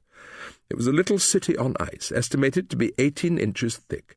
It was considered to be a second Bartholomew's Fair, and was called Friesland Fair or Blanket Fair. The meat sold was called Lapland mutton. Verses were written to commemorate its wonders. Behold the wonder of this present age, a famous river now become a stage. Question not what I now declare to you. The Thames is now both fair and market too. The waters had become the land, and a flood had become a road. Fish could be seen suspended in the water. The hilarity derived from the sensation of unaccustomed liberty. To walk upon water was a truly miraculous event, and to be able to cross the mighty Thames was in itself a feat worthy of celebration. Yet the hilarity was not shared by all Londoners. Those whose livelihoods depended on the river were reduced to the last extremity of want. The fishermen were in particular distress, although the watermen seemed to take advantage of the situation by charging people for the privilege of entrance to the fair. There was no employment for the vast army of labourers who worked in the wharves or docks, and since they and their families could not afford the lavish meats being cooked on the ice, no sustenance. Coal had become too dear to be afforded by the poor. Many perished of famine or of cold. In the winter of 1715-16, another great ice stopped the Thames in its path, and a city of canvas soon emerged upon its frozen surface. A great cook's shop was erected, according to Dawkes's newsletter of the 14th of January, and gentlemen were as frequently to dine there as at any ordinary. Between 1620 and 1814, in fact, the Thames came to a halt on 23 separate occasions. But when the thaws came, they came very suddenly. The ice broke up within a matter of hours. When the mass gave way, it swept down the Thames, destroying any vessels in its path and severely damaging the bridges that impeded its descent. Some unfortunate people were reduced to lying upon the ice floes as they careered along the river, while others jumped into barges that were still fastened within the ice. The Frost Fair of 1814, when a thoroughfare was marked out on the ice and called City Road, was the last. The demolition of the old London Bridge in 1831 marked the demise of the freezing carnival. The removal of its piers and all the obstructions that had accrued to them helped to facilitate the tides and the general motion of the river so that it could no longer be rendered immobile. The building of the embankments also increased the flow of the Thames. It is supposed that the tidal river will never freeze again. Drink your fill. Just as Greenwich was famous for its gin-makers, so the Thames was celebrated for its maltsters. At the beginning of the 18th century, there were in Reading 21 breweries, as well as 104 pubs. The Anchor Brewery at Horsley Downstairs, just east of Tower Bridge, was famous for its capacity. It used to produce some 200,000 barrels of strong beer, known as porter, each year. The breweries at Mortlake and Henley were equally well known. Fuller's Brewery remains at Chiswick, where it has been located since the 18th century. There was an old drink consumed along the upper Thames, comprised of equal quantities of rum and milk. It was believed to be a restorative. But there was also a beer made specifically out of Thames water. It was considered to be of good quality, and a pamphleteer of 1657 remarked that Thames water beer bears the price of wine in many places beyond the seas. George Orwell, in Coming Up for Air, 1939, noted that it had the taste of chalky water. But perhaps the most significant association of drink with the river takes the form of the familiar riverside pub. It is familiar because it is of long duration. There have been drinking places by the river, or more particularly by the bridges of the river, ever since the first travellers made their way towards its banks. There are few bridges that do not have a public house attached to them, and in certain favoured locations there is a pub at either end. Thus at Newbridge, the Rose Revived stands on the northern end of the bridge, and the Maybush stands on the southern end. When the times of closing varied between Berkshire and Oxfordshire, the local inhabitants would simply cross the bridge in order to continue drinking undisturbed. But there is, of course, another refreshing drink that the Thames provides. It gives up its own water. It has always been a source. By the medieval period, there were the well-known figures of water carriers, who were organised into the Company of Water Tankard Bearers.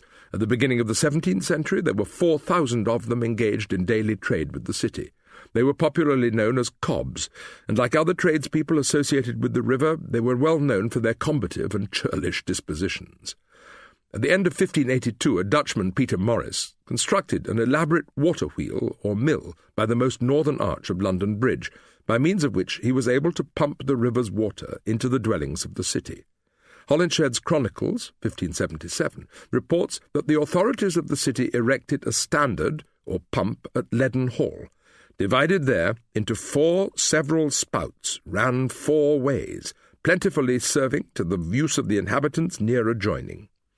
The supply of water also cleansed the channels of the streets.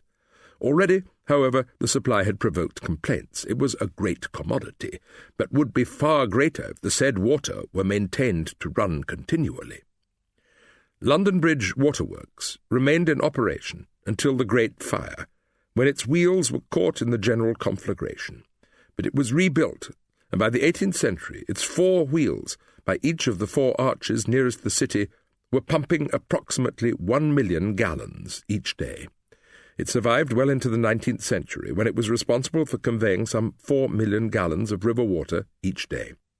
It only finished its operations when the old bridge was itself demolished in the 1830s. By that time there were many other water companies vying for the trade in Thames water, among them the East London Waterworks and the West Middlesex Waterworks. Other water companies also took their supplies directly from the Thames, including the York Works by Charing Cross. There were perpetual complaints about the salubriousness and safety of the water, but the managers of the various enterprises repeated the claims, made by certain apothecaries at an earlier date, that somehow the water of the Thames had the gift of self-purification. It was foul when freshly drawn, but when allowed to stand it became perfectly clear and finer than any other water that could be produced. This seems to have been little more than a convenient fallacy designed to placate customers. There seems to have been some residual belief, however, in the sacredness of Thames water. One of its promoters declared in 1805 that Thames water, being kept in wooden vessels, after a few months often becomes putrid and produces a disagreeable smell. But even when drunk in this state, it never produces sickness. Therefore it is evident no harm or ill occurs to persons whose resolution, notwithstanding its offensive smell, induces them to drink it. This was mere myth-making, or rather a restatement of earlier myth. A paper for Philosophical Transactions, 1829, however, claimed that during a long voyage the foul water drawn from the Thames was cleansed by the fermentation induced by its own impurities. The association between contaminated water and cholera was to be made later in the same century. Although half of London's supply of water came from the Thames, by the beginning of the 19th century its distribution was fitful and sporadic. It was drawn off by means of wooden pipes, and various regions of the city were given water days, when their supply would be turned on.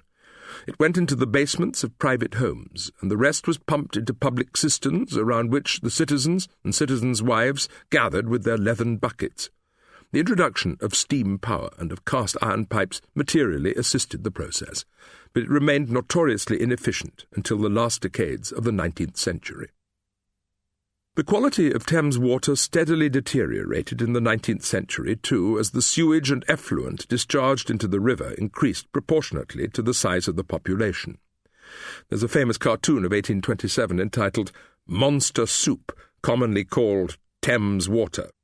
It shows a drop of that water as seen through a microscope, with a full range of hydras and gorgons and chimeras dire swimming within it. It was found by customers to be of a brownish colour, and quite insalubrious, as well as unpalatable in its natural, or rather unnatural, state. The water was, in fact, a killer, as the diseases of the 19th century testify. It helped to spread the epidemic fevers that were so common in Whitechapel, Shadwell, Limehouse, and elsewhere. While the old edifice of London Bridge survived, its numerous arches acted as a form of barrier, or cordon sanitaire. The fresh water upriver contrasted strongly with the odours and effluent of the tidal river. When, in 1855, it was declared illegal to take river water from any part of the River Thames below Teddington, the health of the whole capital was improved. The establishment of the Metropolitan Water Board in 1902 also instituted a regime of cleanliness and efficiency. The building of vast reservoirs was begun, most notably the Queen Mary Reservoir, erected in 1928. It was capable of holding some 6,700 million gallons of water pumped directly from the Thames, from an intake at Laleham, and had an area of water surface covering 707 acres. It was the largest water reservoir in the world. There began in 1991 the construction of the Thames Water Tunnel Ring Main. It forms a circle around London at a depth of 131 feet, punctuated by 16 great vertical shafts from Holland Park to Surbiton. It provides an average of 284 million gallons of water each day to almost 6 million citizens or consumers. This would suggest that each person uses approximately 47 gallons of the precious substance. All of this water is taken directly from the Thames. The river is still the protector and nourisher of the city. Filthy River. In the period of the Roman invasion and occupation, the Thames was first employed as London's public sewer. Wooden pipes under the large complex of Roman buildings at Cannon Street proved that effluent was already pouring into the waters. In 1357, Edward III proclaimed that dung and other filth had accumulated in divers places upon the banks of the river, with fumes and other abominable stenches arising therefrom. A public lavatory on London Bridge showered its contents directly onto the river below, and latrines were built over all the tributaries that issued into the Thames. The Blackfriars and the Whitefriars complained that they were being poisoned by the stench of the river running beneath their walls. The putrid exhalations of the water had caused the death of many brethren. Even the prisoners of the fleet delivered a petition lamenting the fact that they were being slowly killed by the surrounding waters. In 1481 there were complaints about the wharves, where at every ebb of the water there remained the entrails of beasts and other filth, and carrion of great substance and quantity. The words for such river filth varied according to its nature: carrion, draught, dung, entrails, garbage, issue, and rubbish. The effects were sometimes local and well defined, as in a complaint made in 1422 of the filth that cometh down the Trinity Lane and Cordwainer Street by Garlick Hythe, and goeth down in the lane betwixt John Hatherley's shop and Rick Whitman's shop, of which dung much goeth into Thames. We may imagine an ill-smelling stream of excrement and urine debouching directly into the Thames beyond the shops of Mr. Hatherley and Mr. Whitman. There were dunghill lanes at Puddle Dock, Whitefriars and Queen Hythe, while Dunghill Stairs was located to the front of the Three Cranes Wharf. Great mounds of excrement were from thence cast into the water. In the 15th century, too, a house of easement, or long house, containing 2 rows of 64 seats for men and for women, was erected at the end of Friar Lane, where the waste matter was washed away by the tides of the river. In 1535 an act was passed by Parliament to prohibit the casting of excrement and other rubbish in the Thames, since till now of late divers evil-disposed persons have habitually cast in dung and filth. This is the same century in which Spenser had, in Prothalamion, extolled the sweet Thames, demonstrating that the myth of the river was still more powerful than any quotidian reality. In the 17th century, John Taylor composed a litany of the same rubbish to be found in the river, including dead hogs, dogs, cats, and well-flayed carrion horses, as well as stable dung, beasts' guts, and garbage. Pudding Lane was not named after any savoury dish, but after the puddings of excrement that were dispatched from it to the dung boats moored on the Thames. In the same century, an Italian traveller, Orazio Busino, remarked that the river was so hard, turbid, and foul that its smell may be perceived in the linen which is washed with it. The Thames was able to imitate or to embody the various conditions of the city, therefore, but these included the darker and more squalid aspects of 18th-century London. The river by Wapping, for example, was a squalid and malodorous place, dangerous for the unwary. It was a lawless area, beyond the jurisdiction of the city, but it was also the site of Execution Dock, where those accused of crimes upon the high seas were given their final bills. It was a place of brothels and low taverns, of tenements and stinking alleys, of vagrants and impoverished sailors and out-of-work labourers. Tobias Smollett complained in the Expedition of Humphrey Clinker, 1771, that If I would drink water, I must swallow that which comes from the River Thames, impregnated with all the filth of London and Westminster. Human excrement is the least offensive part of the concrete, which is composed of all the drugs, minerals, and poisons used in mechanics and manufacture, enriched with the putrefying carcasses of beasts and men, and mixed with all the scourings of all the wash-tubs, kennels, and common sewers within the bills of mortality. The bills of mortality were published weekly in the parishes of the city, detailing the causes of each death, primarily as a warning for the onset of plague. But that mortality was in some part due to the pervasive deadliness of the Thames water. In an area of the foreshore on the edge of Limehouse, there was a common sewer known in the 18th century, and no doubt for many centuries before that, as the Black Ditch. But by the middle of the 19th century the situation had become far worse.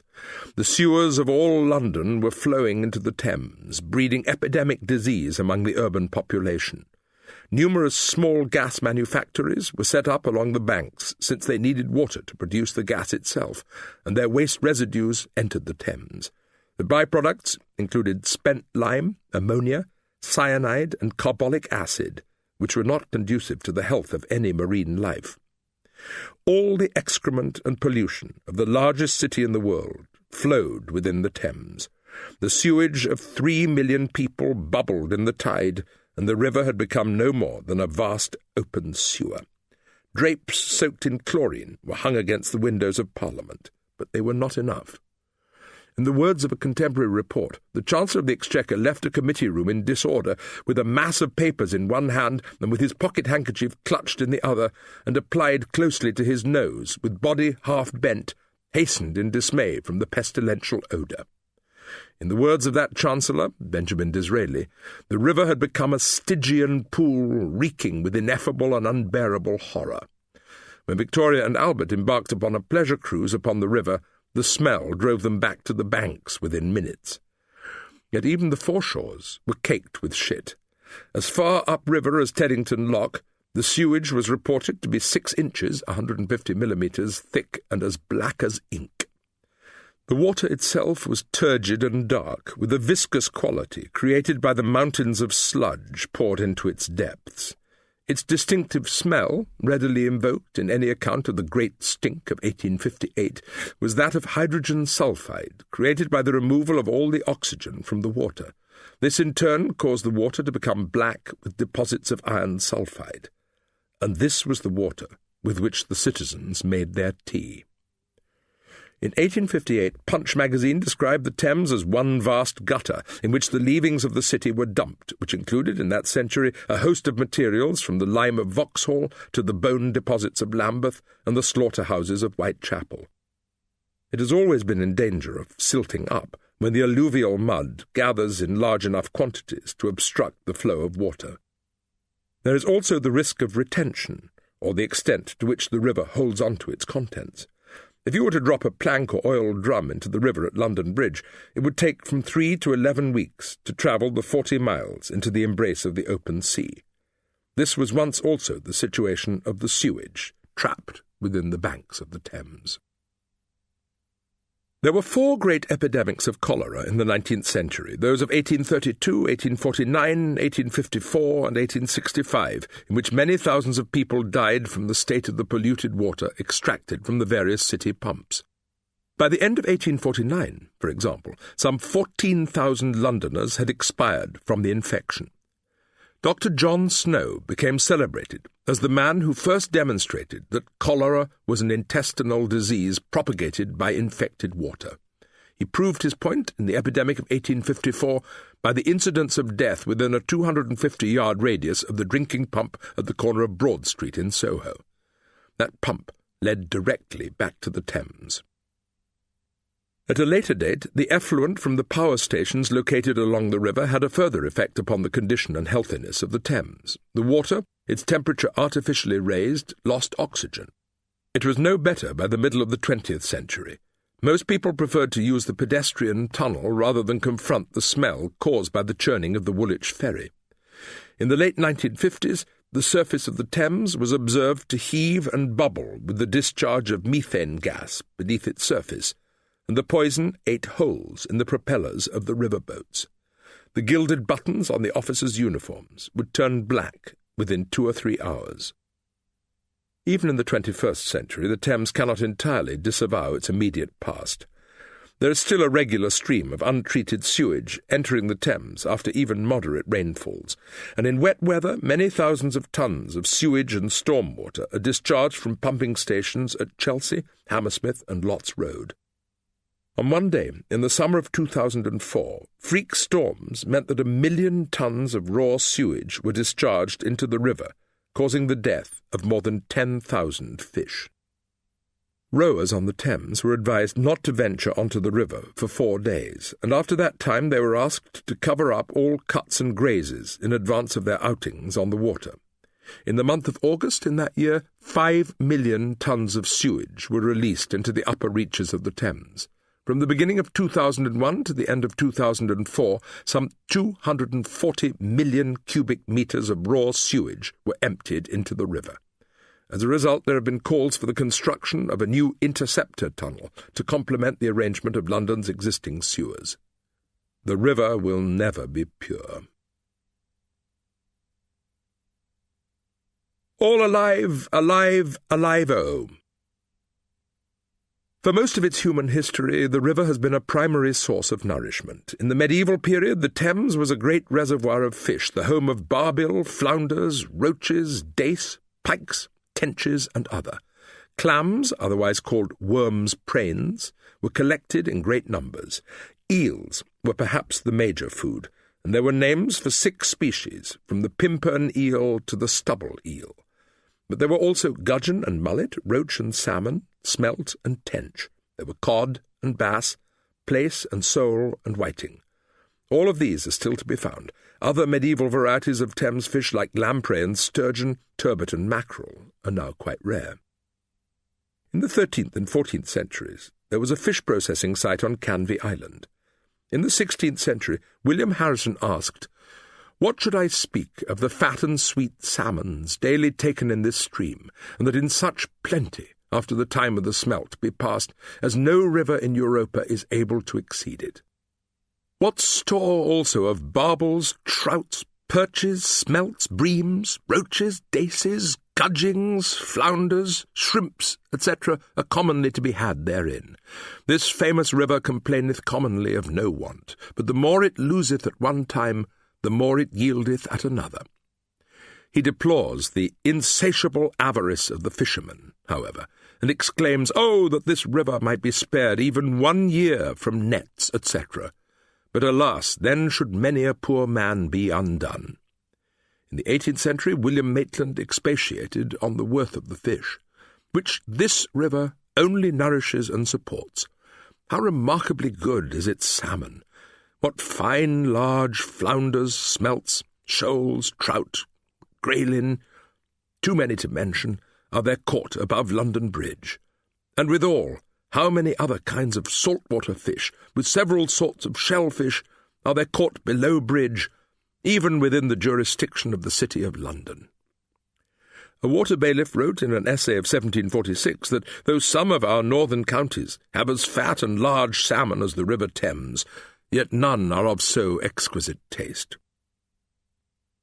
The fishermen of the medieval period tended to live and work on the river banks by Charing Cross, but as that neighbourhood became more select and selective, they migrated across the river to Lambeth, which in the 18th century had the reputation and atmosphere of a particularly squalid fishing village. By that time, too, the fishermen had colonised most parts of the river bank in the immediate vicinity of the markets of London. By 1798 it is reported that some 400 earned their living between Deptford and London Bridge. The principal market was, of course, Billingsgate, the most ancient of all London markets. The earliest recorded tolls for the vessels there can be dated to 1016, with a halfpenny being charged upon a small ship and a penny for a greater one with sails.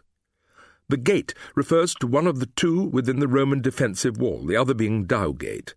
It became a free market, without tolls, at the end of the 17th century.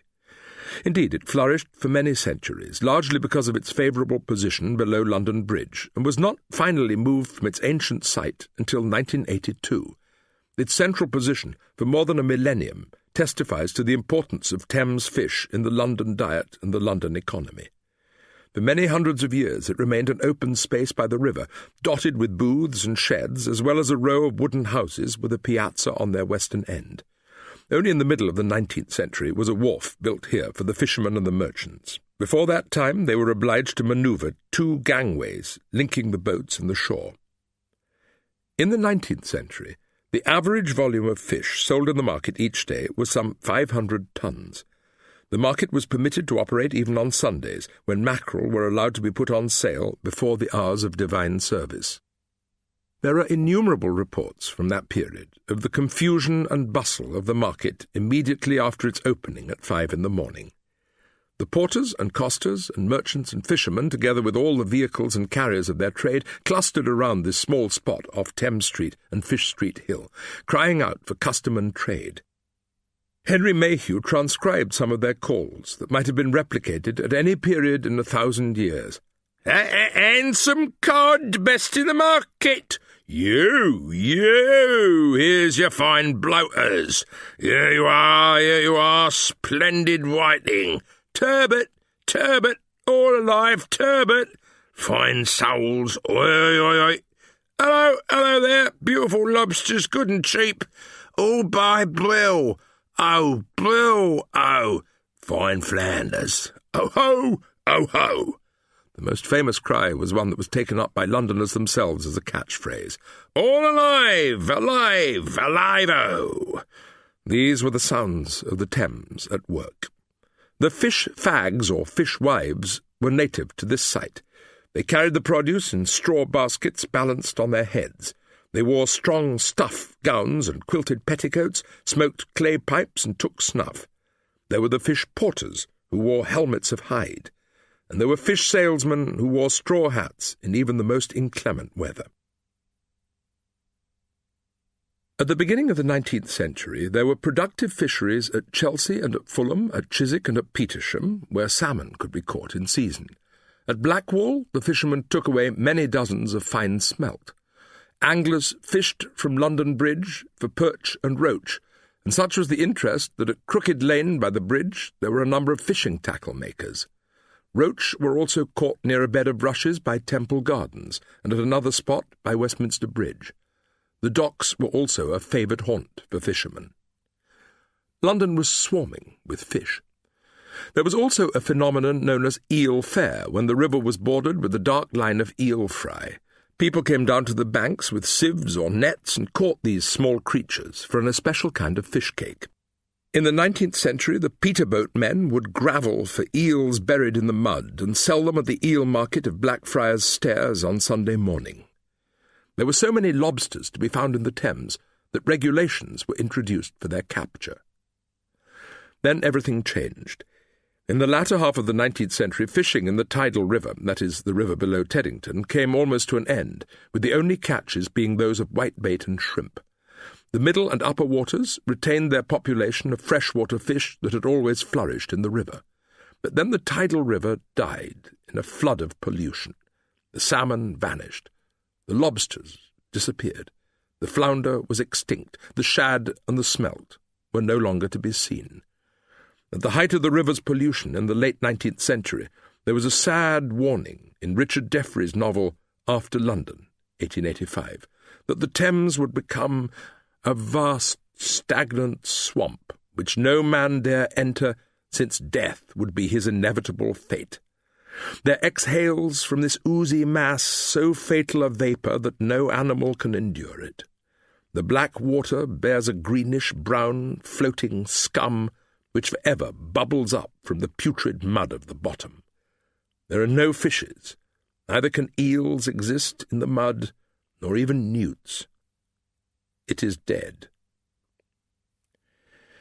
In fact, the prophecy, to all intents and purposes, was fulfilled by the middle of the 20th century. No fish could live in the river, and no birds came. In the 1950s, it was reported that there were no fish in the Thames from Gravesend to Kew, a distance of some 48 miles. But then, by the late 1960s and early 1970s, there was a manifest drop in the level of pollution as a result of more efficient means of neutralizing or purifying waste. In 1976, a salmon was found beyond Teddington Weir, the first in the non-tidal Thames for 140 years. The following year, a salmon was seen at Shepperton, and then at Bolter's Lock, where the last salmon had been caught in 1824. These are small and local examples, but they signify a giant transition. The Thames was returning to life once more. Since the early 1970s, too, smelt have returned to the river in large numbers. Flounders reappeared then after an absence of 50 years. The first flounder was caught at Strand on the Green in late October 1972. Eels and sea trout are also to be found in great quantities. The Thames estuary is now the largest spawning ground for sole in England. There are also curious new arrivals in the river. The Chinese mitten crab became established in the Thames in the early 1970s, but now its numbers have greatly increased until it has become a threat to the native flora and fauna. The crabs damage embankments with their habit of burrowing, consume the eggs of other fish, and are in direct competition with the native crayfish. They are now so common that the juvenile crabs can be picked up along the Thames embankment in London. But the history of the Thames is the history of assimilation and accommodation. There seems to be no way of stopping the growth of the mitten unless quantities are harvested as the ingredients of Chinese cooking. Then it may compete with its enemy, the crayfish, as a river delicacy. There are in fact now 118 species of fish that are native to the river, with roach over clean gravel and carp in the deeps, chub in the shadows, gudgeon on the bottom, trout and reed mace in the weir pools, perch and pike in the backwaters. Bottlefish dolphins have been seen at Blackfriars, and porpoises at Wapping. Grey seals have been observed at Greenwich and at Rotherhithe, and long-finned whales at Southend. Even the shy seahorse has returned to the estuary. Their presence is, of course, complemented by the return of wild fowl and other birds, creating what can once more be considered a living river. It is now also a cleaner river than at any time in its history. It is claimed, in fact, that the Thames is the cleanest metropolitan river in the world. It is a miracle of rejuvenation. What had been dead has once more come alive. That regeneration has sometimes taken unexpected form. There is much more vegetation along the banks of the Thames. A study of Turner's sketches, for example, will reveal that in the artist's lifetime there were far fewer trees in the river landscape. Now the towpaths are often obscured by trees and bushes, and in recent years there are stretches of it that have become impenetrable through the sheer volume of greenery. End of Volume 2. Thames, Sacred River concludes with Volume 3, Shadows and Depths.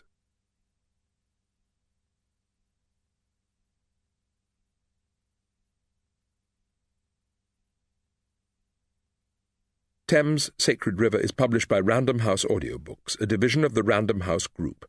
Copyright Peter Ackroyd, 2007. Copyright in recording Random House Audiobooks. Peter Ackroyd has asserted his right under the CDPA 1988 to be identified as the author of this work.